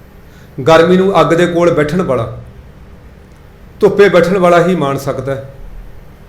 हुण जिहड़ा छां वाला है वो नहीं दस सकदा। मस्कीन जी ना इस अवस्था नूं बड़ा खोल के दसदे ने। जिवें एक बच्चा है उस नूं एक जवान बंदे दे मन च की लहरां उठ रहीआं ने वो नहीं दस सकदा नहीं जान सकदा। एक जवान बंदा बुढ़े बंदे दे मन दे दी अवस्था बारे नहीं बयान कर सकदा नहीं दस सकदा। जिहड़ी अवस्था नूं असीं माणदे हां ਉਹਨੂੰ कई अवस्थावां नूं असीं माण ही सकदे हां दस नहीं सकदे। जिवें गूंगा गुड़ खांदा है ਉਹਦੇ टेस्ट नूं माण तां लैंदा पर वो दस नहीं सकदा। हुण बिल्कुल बाबा कबीर जी कोई ऐसी कह रहे हैं कहने जे मैं दस भी देवां तां फिर किसी का भला नहीं होना कोई उपकार नहीं है, क्योंकि वो अवस्था तो दसे तो नहीं माणे तो ही वह आनंद माण सकांगे। अगे का उदाहरण देंदे ने बाबा जी, बटक बीज में रव रहे हो जाको 3 लोक विस्तार। बटक कहते हैं बोहड़ के दरख्त नूं, बीज वह सीड हुंदा जिहड़ा बीज कहने। साध संगत जी आम करके पंजाब दे विच बोहड़ नूं सब तो वड्डा दरख्त मन्निया जांदा, ऊंचा लंबा चौड़ा है ना।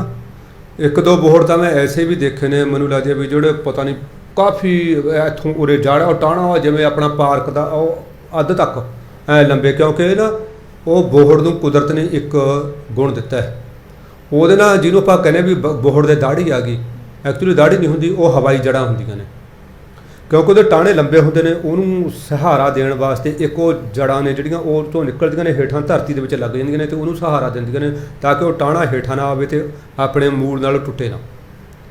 ਫਿਰ ਕਈ ਵਾਰੀ ਇੱਥੇ ਇੱਥੇ ਇੱਥੇ ਇੱਕ ਟਾਣੇ ਦੇ ਹੇਠਾਂ 5-5 6-6 ਜਗ੍ਹਾ ਉਹ ਲੱਗ ਜਾਂਦੀਆਂ ਨੇ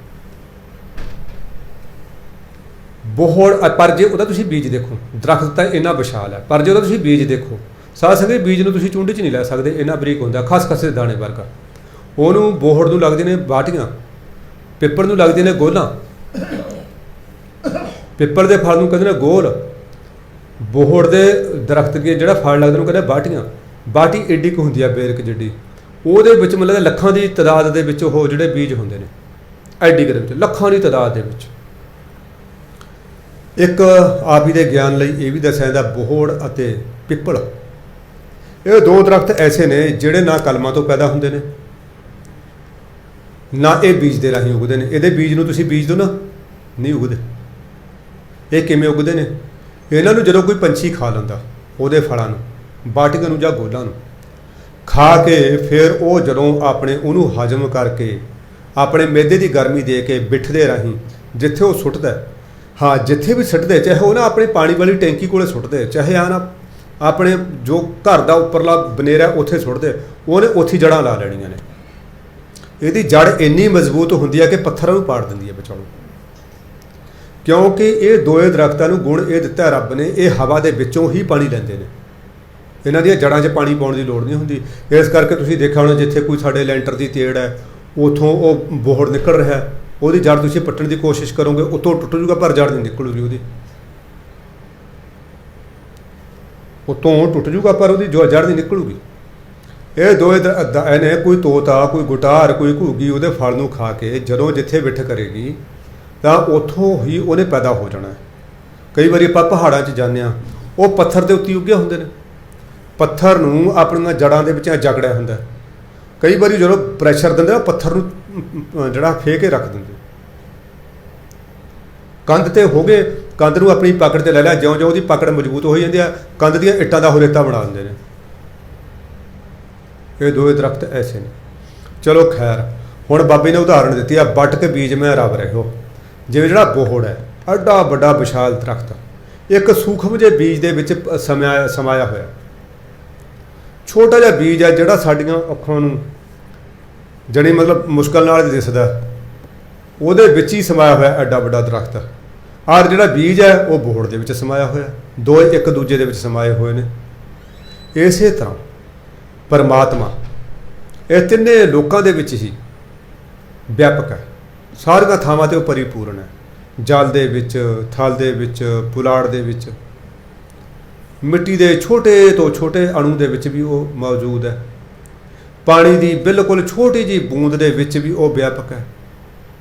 ਸਾਧ ਸੰਗਤ ਜੀ, ਕਈ ਵਾਰੀ ਬੜਾ ਹੈਰਾਨ, ਥੋੜ੍ਹੇ ਦਿਨ ਹੋਏ, ਸਾਡੇ ਮੰਗਲਵਾਰ ਵਾਲੇ ਦਿਨ ਨਾ ਮਾਲੀ ਆਉਂਦਾ ਹੁੰਦਾ, ਉਹਨੇ ਕੋਈ ਬੂਟੇ ਬੱਟੇ ਜਿਹੇ ਪੱਟੇ ਸੀ, ਉਹਦੇ ਮੋਢੇ 'ਤੇ ਉਹਨੂੰ ਲੱਗਿਆ ਨਾ ਇੱਕ ਸੀ ਐਡਾ ਕੋਈ ਕੀੜਾ, ਉਹਨੂੰ ਲੱਗਿਆ, ਉਹਨੇ ਐਂ ਝਾੜਿਆ ਵੀ ਮੈਨੂੰ ਉਹ ਟਾਹਣੀ ਚਿੰਬੜ ਗਈ ਕੋਈ, ਉਹ 'ਚ ਨਹੀਂ ਹੋਇਆ। ਜਦੋਂ ਉਹਨੇ ਦੇਖ ਕੁਦਰਤੀ ਕਸੀ ਕੋਲ ਖੜੇ ਸੀ, ਉਹ ਮਖਾ ਯਾਰ ਟਾਹਣੀ ਨਹੀਂ ਹੈ, ਅਤੇ ਉਹਦੇ ਅੱਗੇ ਡੱਕਾ ਰੱਖਿਆ, ਉਹ ਡੱਕੇ 'ਤੇ ਉਹ ਕੀੜਾ ਚੜ੍ਹ ਗਿਆ। ਤੁਸੀਂ ਹੈਰਾਨ ਹੋਵੋਗੇ, ਬਿਲਕੁਲ ਐਂ ਜਿਵੇਂ ਇੱਕ ਟਾਹਣੀ ਹੁੰਦੀ ਹੈ ਅਤੇ ਉਹਨੂੰ ਪੱਤਿਆਂ ਵਰਗੇ ਉਹਦੇ ਐਂ ਪੱਤੇ ਲੱਗੇ ਹੋਏ ਨੇ। ਮੈਂ ਵੀ ਪਰਮਾਤਮਾ ਕਿੰਨਾ ਤੂੰ ਬੇਅੰਤ ਹੈ, ਤੇਰੀ ਰਚਨਾ ਬੇਅੰਤ ਹੈ। ਬਈ ਆਹ ਦੀ ਪਛਾਣ ਹੀ ਨਹੀਂ ਪੈਂਦੀ ਹੈਗੀ ਕਿ ਇਹ ਮਤਲਬ ਜੀਵ ਜੰਤੂ ਹੈ ਜਾਂ ਇਹ ਬਨਸਪਤੀ ਹੈ। ਆਹ ਥੋੜ੍ਹੇ ਦਿਨ ਹੋ ਗਏ ਹੁਣੇ ਦੇਖਿਆ, ਬਾਕੀ ਹੋਰ ਚੌੜੇ ਪੱਤਿਆਂ ਵਰਗੇ ਉਹ ਤਾਂ ਜੀਵ ਜੰਤੂ ਕਾਫੀ ਦੇਖੇ, ਪਰ ਉਹ ਮੈਂ ਪਹਿਲੀ ਵਾਰ ਜ਼ਿੰਦਗੀ ਦੇ ਵਿੱਚ ਮੈਂ ਹੈਰਾਨ ਹੋਇਆ। ਮਹਾਂ ਵੀ ਧੰਨ ਹੈ ਪਰਮਾਤਮਾ ਤੂੰ। ਇਹਨੂੰ ਕਹਿੰਦੇ 84 ਲੱਖ ਜੂਨ, ਸਾਨੂੰ ਤਾਂ 5-7 ਵੱਧ ਤੋਂ ਵੱਧ 1500 ਜੂਨਾਂ ਬਾਰੇ ਸਾਨੂੰ ਤਾਂ ਗਿਆਨ ਹੈ, ਪਤਾ ਨਹੀਂ ਕਿੰਨੀਆਂ ਕੁ ਜੂਨਾਂ ਨੇ। 84 ਲੱਖ ਦਾ ਮਤਲਬ ਇਹ ਨਹੀਂ ਕਿ 84 ਲੱਖ ਐਗਜ਼ੈਕਟ ਨੇ, ਭਾਵ ਬੇਅੰਤ। ਜਿਵੇਂ ਆਪਾਂ ਕਈ ਵਾਰੀ ਲੜਦੇ ਹੋਏ ਕਹਿੰਦੇ ਨਾ, ਚਾਹ ਜਾ ਓਏ ਤੇਰੇ ਵਰਗੇ 3600 ਦੇਖੇ ਨੇ। 3600 ਦਾ ਮਤਲਬ ਇਹ ਨਹੀਂ ਕਿ ਅਸੀਂ 3600 ਹੀ ਦੇਖਿਆ, ਭਾਵ ਤੇਰੇ ਵਰਗੇ ਬਹੁਤ ਦੇਖੇ ਨੇ। 84 ਲੱਖ ਦਾ ਮਤਲਬ ਬਹੁਤ ਸਾਰੀਆਂ ਜੂਨਾਂ ਨੇ, ਕਿਉਂਕਿ ਪਰਮਾਤਮਾ ਬੇਅੰਤ ਹੈ। ਉਹਦੇ ਬਣਾਏ ਹੋਏ ਨਾ ਤਾਰੇ ਗਿਣੇ ਜਾ ਸਕਦੇ ਨੇ, ਨਾ ਉਹਦੀਆਂ ਬਣਾਈਆਂ ਹੋਈਆਂ ਧਰਤੀਆਂ ਗਿਣੀਆਂ ਜਾ ਸਕਦੀਆਂ ਨੇ, ਨਾ ਉਹਦੇ ਬਣਾਏ ਹੋਏ ਜੀਵ ਜੰਤੂ ਗਿਣੇ ਜਾ ਸਕਦੇ ਨੇ। ਉਹਦੀ ਕਿਸੇ ਵੀ ਰਚਨਾ ਦੀ ਐਗਜ਼ੈਕਟ ਗਿਣਤੀ ਅਸੀਂ ਨਹੀਂ ਕਰ ਸਕਦੇ, ਕਿਉਂਕਿ ਉਹ ਆਪ ਬੇਅੰਤ ਹੈ, ਉਹਦੀ ਰਚਨਾ ਬੇਅੰਤ ਹੈ।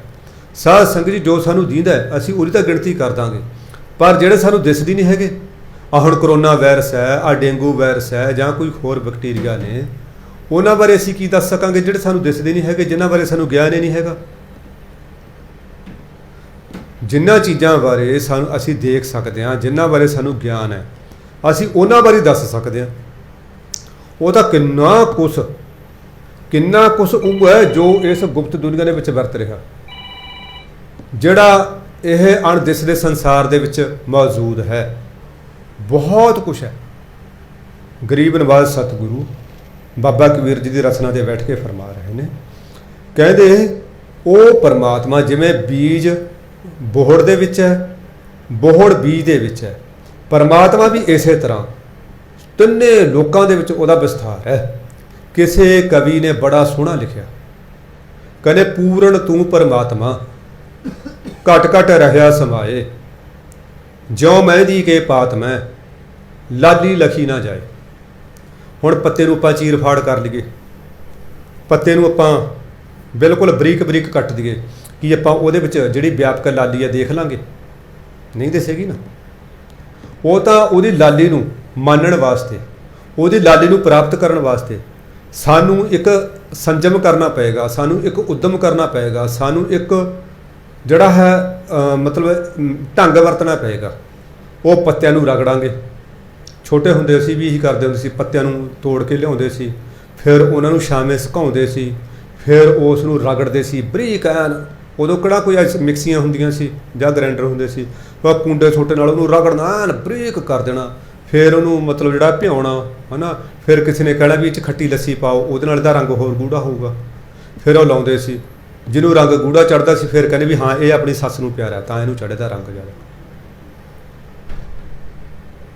ਲਾਲੀ ਉਹਦੀ ਪ੍ਰਾਪਤ ਕਰਨ ਵਾਸਤੇ ਕਿੰਨੀ ਮਿਹਨਤ ਕਰਨੀ ਪਈ। ਹੁਣ ਪਰਮਾਤਮਾ ਹੈ ਤਾਂ ਸਾਰਿਆਂ 'ਚ ਵਿਆਪਕ ਆ।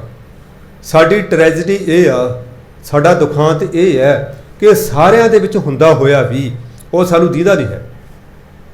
ਸਾਧ ਸੰਗਤ ਜੀ, ਹੁਣ 2000 ਦਾ ਨੋਟ ਹੋਵੇ ਮੇਰੀ ਜੇਬ 'ਚ, ਪਰ ਮੈਨੂੰ ਲੱਭੇ ਨਾ, ਮੈਂ ਪਰੇਸ਼ਾਨ ਤਾਂ ਹੋਊਂਗਾ ਹੀ ਹੋਊਂਗਾ। ਹੁਣ ਲੱਭ ਰਿਹਾ ਨਹੀਂ, ਪਰ ਇੰਨਾ ਮੈਨੂੰ ਪਤਾ ਹੈ ਕਿ ਵੀ ਹਾਂ ਯਾਰ ਇਹ ਹੈਗਾ ਮੇਰੀ ਜੇਬ 'ਚ। ਬਟੂਆ ਫਰੋਲ ਲਿਆ, ਪੁੱਠਾ ਕਰ ਲਿਆ, ਜੇਬਾਂ ਵੀ ਪੁੱਠੀਆਂ ਕਰ ਕਰ ਦੇਖ ਲਈਆਂ, ਨਹੀਂ ਲੱਭ ਰਿਹਾ, ਪਰੇਸ਼ਾਨ ਤਾਂ ਹੋਊਂਗਾ ਹੀ ਹੋਊਂਗਾ। ਜ਼ਰੇ ਜ਼ਰੇ ਦੇ ਵਿੱਚ ਵਿਆਪਕ ਹੈ ਉਹ, ਹਵਾ ਦੇ ਵਿੱਚ, ਪਾਣੀ ਦੇ ਵਿੱਚ, ਅੱਗ ਦੇ ਵਿੱਚ, ਹਰੇਕ ਜੀਵ ਜੰਤੂ ਦੇ ਵਿੱਚ, ਹਰੇਕ ਬੋਲਾਂ ਦੇ ਵਿੱਚ, ਹਰੇਕ ਚੁੱਪ ਦੇ ਵਿੱਚ, ਸਾਡੇ ਸੌਣ ਦੇ ਵਿੱਚ, ਸਾਡੇ ਜਾਗਣ ਦੇ ਵਿੱਚ ਉਹ ਮੌਜੂਦ ਹੈ, ਸਾਡੇ ਸੁਪਨੇ 'ਚ ਮੌਜੂਦ ਹੈ। ਪਰ ਦੇਖੋ ਦੁਖਾਂਤ ਇਹ ਹੈ ਕਿ ਉਹ ਦਿਸਦਾ ਨਹੀਂ ਹੈ, ਉਹਦੇ ਦਰਸ਼ਨ ਨਹੀਂ ਹੁੰਦੇ। ਅਸੀਂ ਉਹਨੂੰ ਸੱਤਵੇਂ ਅਸਮਾਨ ਤੇ ਸਮਝੀ ਜਾ ਰਹੇ ਹਾਂ। ਗਰੀਬ ਨਵਾਜ ਬਾਬਾ ਕਬੀਰ ਜੀ ਕਹਿੰਦੇ ਉਹ ਕਹਿੰਦੇ ਭਾਈ ਤਿੰਨਾਂ ਲੋਕਾਂ ਦੇ ਵਿੱਚ ਮਤਲਬ ਇਸ ਤਰ੍ਹਾਂ ਵਿਆਪਕ ਰਿਹਾ ਜਿਵੇਂ ਬੀਜ ਦੇ ਵਿੱਚ ਬੋਹੜ ਦਾ ਦਰਖਤ ਸਮਾਇਆ ਹੁੰਦਾ। ਅੱਲਾ ਅਲਹੰਤਾ ਭੇਦ ਸ਼ੈ ਕਛੁ ਕਛੁ ਪਾਇਆ ਭੇਦ, ਉਲਟ ਭੇਦ ਮਨ ਵੇਦਿਓ ਪਾਇਓ ਅਭੰਗ ਅਸ਼ੇਦ। ਅੱਲਾਹ ਪਰਮਾਤਮਾ, ਅਲੱਭ ਪਰਮਾਤਮਾ, ਉਹ ਪਰਮਾਤਮਾ ਜਿਹਨੂੰ ਲੱਭਿਆ ਨਹੀਂ ਜਾ ਸਕਦਾ। ਕਹਿੰਦੇ ਉਹਨੂੰ ਲੱਭਦਿਆਂ ਉਹਨੂੰ ਢੂੰਡਦਿਆਂ ਉਹਦੀ ਖੋਜ ਕਰਦਿਆਂ ਕਹਿੰਦੇ ਕੁਛ ਰਾਜ ਪ੍ਰਾਪਤ ਹੋ ਗਿਆ, ਕੁਛ ਭੇਦ ਹੋ ਗਿਆ। ਜਦੋਂ ਆਪਾਂ ਛੋਟੇ ਹੁੰਦੇ ਸੀ ਨਾ, ਉਦੋਂ ਗੁਰਦੁਆਰੇ ਦੇ ਲਾਊਡ ਸਪੀਕਰ ਤੇ ਇੱਕ ਗਾਣਾ ਵੱਜਦਾ ਹੁੰਦਾ ਸੀ, ਲੱਭ ਲੈਂਦੇ ਨੇ ਕਾਫਿਰ ਹੋ ਕੇ ਖੋਜੀ ਅੰਤ ਟਿਕਾਣਾ। ਸ਼ਾਇਦ ਤੁਹਾਨੂੰ ਯਾਦ ਹੋਣਾ, ਮੈਨੂੰ ਯਾਦ ਹੈ ਨਾ। ਮੇਰੇ ਇਹ ਕਹਿ ਲਓ, ਪਤਾ ਨਹੀਂ ਇਹ ਮਾੜਾ ਕਰਮ ਹੈ ਜਾਂ ਚੰਗਾ ਕਰਮ ਹੈ, ਵੀ ਮੈਨੂੰ ਬਚਪਨ ਦੀਆਂ ਲਗਭਗ 95% ਘਟਨਾਵਾਂ ਯਾਦ ਨੇ। ਉਹਨਾਂ ਦਾ ਨੁਕਸਾਨ ਇਹ ਹੈ ਕਿ ਉਹ ਸਿਮਰਨ ਨਹੀਂ ਕਰਨ ਦਿੰਦੀਆਂ, ਉਹ ਗੱਲਾਂ ਯਾਦ ਆਈ ਜਾਂਦੀਆਂ ਨੇ। ਉਹਨਾਂ ਦਾ ਫਾਇਦਾ ਇਹ ਹੈ ਜਦੋਂ ਗਿਆਨ ਸਾਂਝਾ ਕਰੀਦਾ, ਉਹ ਕਿਉਂਕਿ ਹਰੇਕ ਚੀਜ਼ ਦੇ ਦੋ ਪਾਸੇ ਹੁੰਦੇ ਨੇ ਨਾ, ਫਾਇਦਾ ਵੀ ਹੁੰਦਾ ਉਹ ਨੁਕਸਾਨ ਵੀ ਹੁੰਦਾ, ਹਰੇਕ ਤਸਵੀਰ ਦੇ ਦੋ ਪਾਸੇ ਹੁੰਦੇ ਨੇ। ਉਹਨਾਂ ਦਾ ਫਾਇਦਾ ਇਹ ਹੈ ਜਦੋਂ ਗਿਆਨ ਸਾਂਝਾ ਕਰੀਦਾ ਆਪ ਜੀ ਵਰਗੇ ਗੁਰਮੁਖਾਂ ਨਾਲ, ਤਾਂ ਉਹਦਾ ਲਾਭ ਹੈ। ਪਰ ਉਹਦਾ ਨੁਕਸਾਨ ਇਹ ਹੈ ਜਦੋਂ ਨਿਜ ਸਰੂਪ 'ਚ ਬੈਠਣ ਦੀ ਕੋਸ਼ਿਸ਼ ਕਰਦੇ ਹਾਂ, ਤਾਂ ਉਹ ਫਿਰ ਯਾਦਾਂ, ਉਹ ਫਿਰ ਬਚਪਨ ਦਾ ਉਸ ਬੜਾ ਮਤਲਬ ਤੇਜ਼ੀ ਨਾਲ ਅੱਗੇ ਆਈ ਜਾਂਦਾ, ਉਹ ਅੱਗੇ ਮੰਜ਼ਿਲ 'ਤੇ ਵਧਣ ਨਹੀਂ ਦਿੰਦਾ ਹੈਗਾ। ਚਲੋ ਖੈਰ, ਇਹ ਪਰਮਾਤਮਾ ਦੀ ਮਰਜ਼ੀ ਹੈ। ਕਹਿੰਦੇ ਜੀ ਪਰਮਾਤਮਾ ਨੂੰ ਲੱਭਦਿਆਂ ਉਸ ਅਲੱਭ ਪਰਮਾਤਮਾ ਨੂੰ ਲੱਭਦਿਆਂ ਕਹਿੰਦੇ ਮੈਂ ਕੁਛ ਰਾਜ ਪਾਇਆ, ਕੁਛ ਮਰਮ ਪਾਇਆ, ਕੁਛ ਭੇਦ ਉਹਦਾ ਮੈਂ ਪ੍ਰਾਪਤ ਕੀਤਾ। ਅੱਲਾ ਅਲਹੰਤਾ ਭੇਦ ਸ਼ੈ, ਪਰਮਾਤਮਾ ਨੂੰ ਲੱਭਦਿਆਂ ਮੇਰਾ ਭਰਮ ਖਤਮ ਹੋ ਗਿਆ। ਭਰਮ ਭੇਦ ਜਿਹਨੂੰ ਆਪਾਂ ਕਹਿੰਦੇ ਹਾਂ, ਅੱਲਾ ਅਲਹੰਤਾ ਭੇਦ ਸ਼ੈ ਮੈਨੇ ਉਹਦਾ ਖਤਮ ਹੋ ਜਾਣਾ, ਜਿਹਨੂੰ ਆਪਾਂ ਖੈ ਕਹਿੰਦੇ ਹਾਂ ਪੰਜਾਬੀ ਦੇ ਵਿੱਚ, ਨਾਸ ਹੋ ਜਾਣਾ। ਪਰਮਾਤਮਾ ਨੂੰ ਲੱਭਦਿਆਂ ਮੇਰਾ ਇੱਕ ਭਰਮ ਖਤਮ ਹੋ ਗਿਆ। ਤੇ ਇੱਕ ਦੂਜੀ ਗੱਲ ਇਹ ਹੋਈ ਕਿ ਕਛ ਪਾਇਆ ਭੇਦ, ਮੈਂ ਥੋੜਾ ਭੇਦ ਉਹਦਾ ਪ੍ਰਾਪਤ ਕਰ ਲਿਆ, ਥੋੜਾ ਮੈਨੂੰ ਗਿਆਨ ਉਹਦੇ ਬਾਰੇ ਹੋ ਗਿਆ ਕਿ ਜੀ ਉਹ ਬੜਾ ਦਿਆਲੂ ਹੈ, ਬੜਾ ਕਿਰਪਾਲੂ ਹੈ, ਉਹ ਅੰਗ ਸੰਗ ਹੈ, ਉਹ ਮਤਲਬ ਕਿਤੇ ਆਪਣੇ ਸੇਵਕ ਦੀ ਪਿੱਠ ਨਹੀਂ ਲੱਗਣ ਦਿੰਦਾ, ਉਹ ਇੰਨਾ ਕੁ ਮਤਲਬ ਸਾਡੀ ਨਾ ਮਾਂ ਉਹਨਾਂ ਧਿਆਨ ਰੱਖਦੀ ਹੈ, ਨਾ ਸਾਡਾ ਬਾਪ ਉਹਨਾਂ ਧਿਆਨ ਰੱਖਦਾ ਜਿੰਨਾ ਉਹ ਆਪਣੇ ਸੇਵਕ ਦਾ ਧਿਆਨ ਰੱਖਦਾ। ਭਾਈ ਗੁਰਦਾਸ ਜੀ ਨੇ ਤਾਂ ਇੱਥੋਂ ਤੱਕ ਕਿਹਾ ਕਿ ਇਹ ਮੈਂ ਸਾਰੇ ਰਿਸ਼ਤੇਦਾਰ ਦੇਖ ਲਏ ਦਾਦਕਿਆਂ ਦੇ, ਇਹ ਦਾਦਾ ਦਾਦੀ, ਚਾਚਾ ਚਾਚੀ, ਭੂਆ ਫੁੱਫੜ, ਹੈ ਨਾ, ਇਹ ਦਾਦਕਿਆਂ ਦੇ ਸਾਰੇ ਭੈਣ ਭਰਾ, ਨਾਨਕਿਆਂ ਦੇ ਇਹ ਮਾਮਾ ਮਾਮੀ, ਨਾਨਾ ਨਾਨੀ, ਹੈ ਨਾ, ਮਾਸੀ ਮਾਸੜ, ਇਹ ਸਹੁਰਿਆਂ ਦੇ ਵੀ ਦੇਖ ਲਏ ਰਿਸ਼ਤੇਦਾਰ, ਸੱਸ ਸਹੁਰਾ, ਸਾਲਾ ਸਾਲੇਹਾਰ, ਹੈ ਨਾ, ਸਾਲੀ ਸਾਂਢੂ, ਇਹ ਵੀ ਦੇਖ ਲਏ। ਜੇ ਇਹਨਾਂ 'ਚੋਂ ਸਾਰਿਆਂ ਤੋਂ ਸ਼੍ਰੋਮਣੀ ਆ ਕੋਈ, ਸਭ ਤੋਂ ਵੱਧ ਧਿਆਨ ਦੇਣ ਵਾਲਾ, ਸਾਡਾ ਸਭ ਤੋਂ ਵੱਧ ਖਿਆਲ ਰੱਖਣ ਵਾਲਾ, ਉਹ ਕੇਵਲ ਤੇ ਕੇਵਲ ਗੁਰੂ ਹੈ। ਸਾਧ ਸੰਗਤ ਜੀ, ਜੇ ਆਪਾਂ ਦੇਖੀਏ ਹੁਣ ਜਦੋਂ ਬਾਬਾ ਬਿਧੀ ਚੰਦ ਜੀ ਭੱਠੀ ਦੇ ਵਿੱਚ ਬੈਠੇ, ਉੱਥੇ ਹੁਣ ਕਿਹੜੀ ਸਾਲੀ ਨੇ ਆ ਕੇ ਪਾਣੀ ਪਾਇਆ, ਉੱਥੇ ਕਿਹੜੇ ਸਾਂਢੂ ਨੇ ਉਹਨਾਂ ਦੀ ਤਪਸ਼ ਨੂੰ ਦੂਰ ਕੀਤਾ, ਜਾਂ ਕਿਹੜੀ ਭੈਣ ਨੇ, ਕਿਹੜੇ ਭਰਾ ਨੇ ਉਹਨਾਂ ਦੇ ਦੁੱਖ ਨੂੰ ਦੂਰ ਕੀਤਾ। ਗੁਰੂ ਕਿੱਥੇ ਮਾਲਵੇ ਦੀ ਧਰਤੀ ਤੇ ਬੈਠੇ ਨੇ, ਕਹਿੰਦੇ ਉਹ ਸਿੰਘੋ ਪਾ ਦਿਓ ਪਾਣੀ, ਮੱਚ ਗਿਆ, ਪਾਓ ਪਾਣੀ, ਹੈ ਨਾ, ਪਾਣੀ ਪਵਾ ਰਹੇ ਨੇ। ਜਿੰਨੀ ਦੇਰ ਭੱਠ 'ਚ ਬੈਠੇ ਰਹੇ ਨਾ, ਪਾਣੀ ਪਵਾਉਂਦੇ ਰਹੇ ਉੱਥੇ। ਸਿੱਖ ਸੋਚਦੇ ਨੇ ਜਿਹੜੇ ਮੇਰੇ ਵਰਗੇ ਪਾਣੀ ਪਾ ਰਹੇ ਸੀ ਵੀ ਬਾਬੇ ਨੂੰ ਅਚਾਨਕ ਹੋ ਕੀ ਗਿਆ। ਮਹਾਰਾਜ ਚੰਗੇ ਭਲੇ ਕਥਾ ਕਰ ਰਹੇ ਨੇ, ਬੜੇ ਗੂੜ ਗਿਆਨ ਦੀਆਂ ਗੱਲਾਂ ਕਰ ਰਹੇ ਨੇ, ਵੀ ਹੋ ਕੀ ਗਿਆ। ਹੁਣ ਅੰਦਰਲੇ ਭੇਦਾਂ ਨੂੰ ਕੌਣ ਜਾਣੇ। ਆਮ ਕਹਿੰਦੇ ਨੇ ਘੂਗੀ ਕਿਆ ਜਾਣੇ ਸਤਿਗੁਰੂ ਕੀਆਂ ਬਾਤਾਂ। ਅਸੀਂ ਅਲਪੱਗ ਜੀਵ, ਸੰਸਾਰੀ ਜੀਵ, ਮਾਇਆ ਦੇ ਤਿੰਨਾਂ ਗੁਣਾਂ 'ਚ ਵਿਚਰਨ ਵਾਲੇ ਜੀਵ ਉਸ ਮਾਇਆ ਤੋਂ ਉੱਪਰ, ਦੇਹ ਅਧਿਆਸ ਤੋਂ ਉੱਪਰ ਉੱਠੇ ਗੁਰੂ ਦੀ ਲਖਤਾਂ ਨੂੰ ਕਿਵੇਂ ਲੱਗ ਸਕਦੇ ਆ? ਸਾਡੀ ਸਮਝ ਤੋਂ ਪਰੇ ਦੀਆਂ ਗੱਲਾਂ ਹੁੰਦੀਆਂ ਨੇ। ਜਦੋਂ ਬਾਬਾ ਬੀਧੀ ਚੰਦ ਜੀ ਆ ਗਏ ਦਸ਼ਾਲੇ ਲੈ ਕੇ, ਪੁੱਛਿਆ ਹਾਂ ਵੀ ਸਿੱਖਾ ਕਿਵੇਂ ਰਿਹਾ? ਕਹਿੰਦੇ ਮਹਾਰਾਜ ਤੁਹਾਡੀ ਕਿਰਪਾ ਰਹੀ। ਗਰੀਬ ਨਵਾਜ਼ ਤੁਹਾਡੀ ਉਹ ਕਿਰਪਾ ਵਰਤੀ ਆ, ਪ੍ਰਤੱਖ ਤੌਰ ਤੇ ਵਰਤੀ ਆ। ਭੱਠੀ 'ਚ ਤੁਸੀਂ ਮੈਨੂੰ ਬਿਠਾ ਕੇ, ਬਾਬਾ ਜੀ ਨੇ ਜਦੋਂ ਮਹਾਰਾਜ ਨੇ ਕਹਿੰਦਾ ਚੋਲਾ ਚੱਕਿਆ ਨਾ, ਛਾਲਿਆਂ ਨਾਲ ਭਰਿਆ ਪਿਆ ਤੇ ਕਾਲਾ ਹੋਇਆ ਪਿਆ ਜਿਵੇਂ ਧੁਆਂਖਿਆ ਹੁੰਦਾ। ਬਾਬਾ ਬੀਧੀ ਚੰਦ ਜੀ ਨੇਤਰਾਂ 'ਚ ਜਲ ਭਰ ਕੇ ਅੱਖਾਂ ਤੇ, ਉਹ ਮਹਾਰਾਜ ਤੁਸੀਂ ਮੇਰੇ ਵਾਸਤੇ ਸੇਕ ਝੱਲ ਲਿਆ ਸਾਰਾ। ਕਿੱਥੇ ਪੱਟੀ ਸ਼ਹਿਰ ਦੇ ਵਿੱਚ ਭੱਠ ਮਚ ਰਿਹਾ, ਕਿੱਥੇ ਮਹਾਰਾਜ ਮਾਲਵੇ ਦੀ ਧਰਤੀ ਤੇ ਬੈਠੇ ਨੇ। ਮਹਾਰਾਜ ਉਹਦਾ ਸੇਕ ਐਡੀ ਦੂਰੋਂ।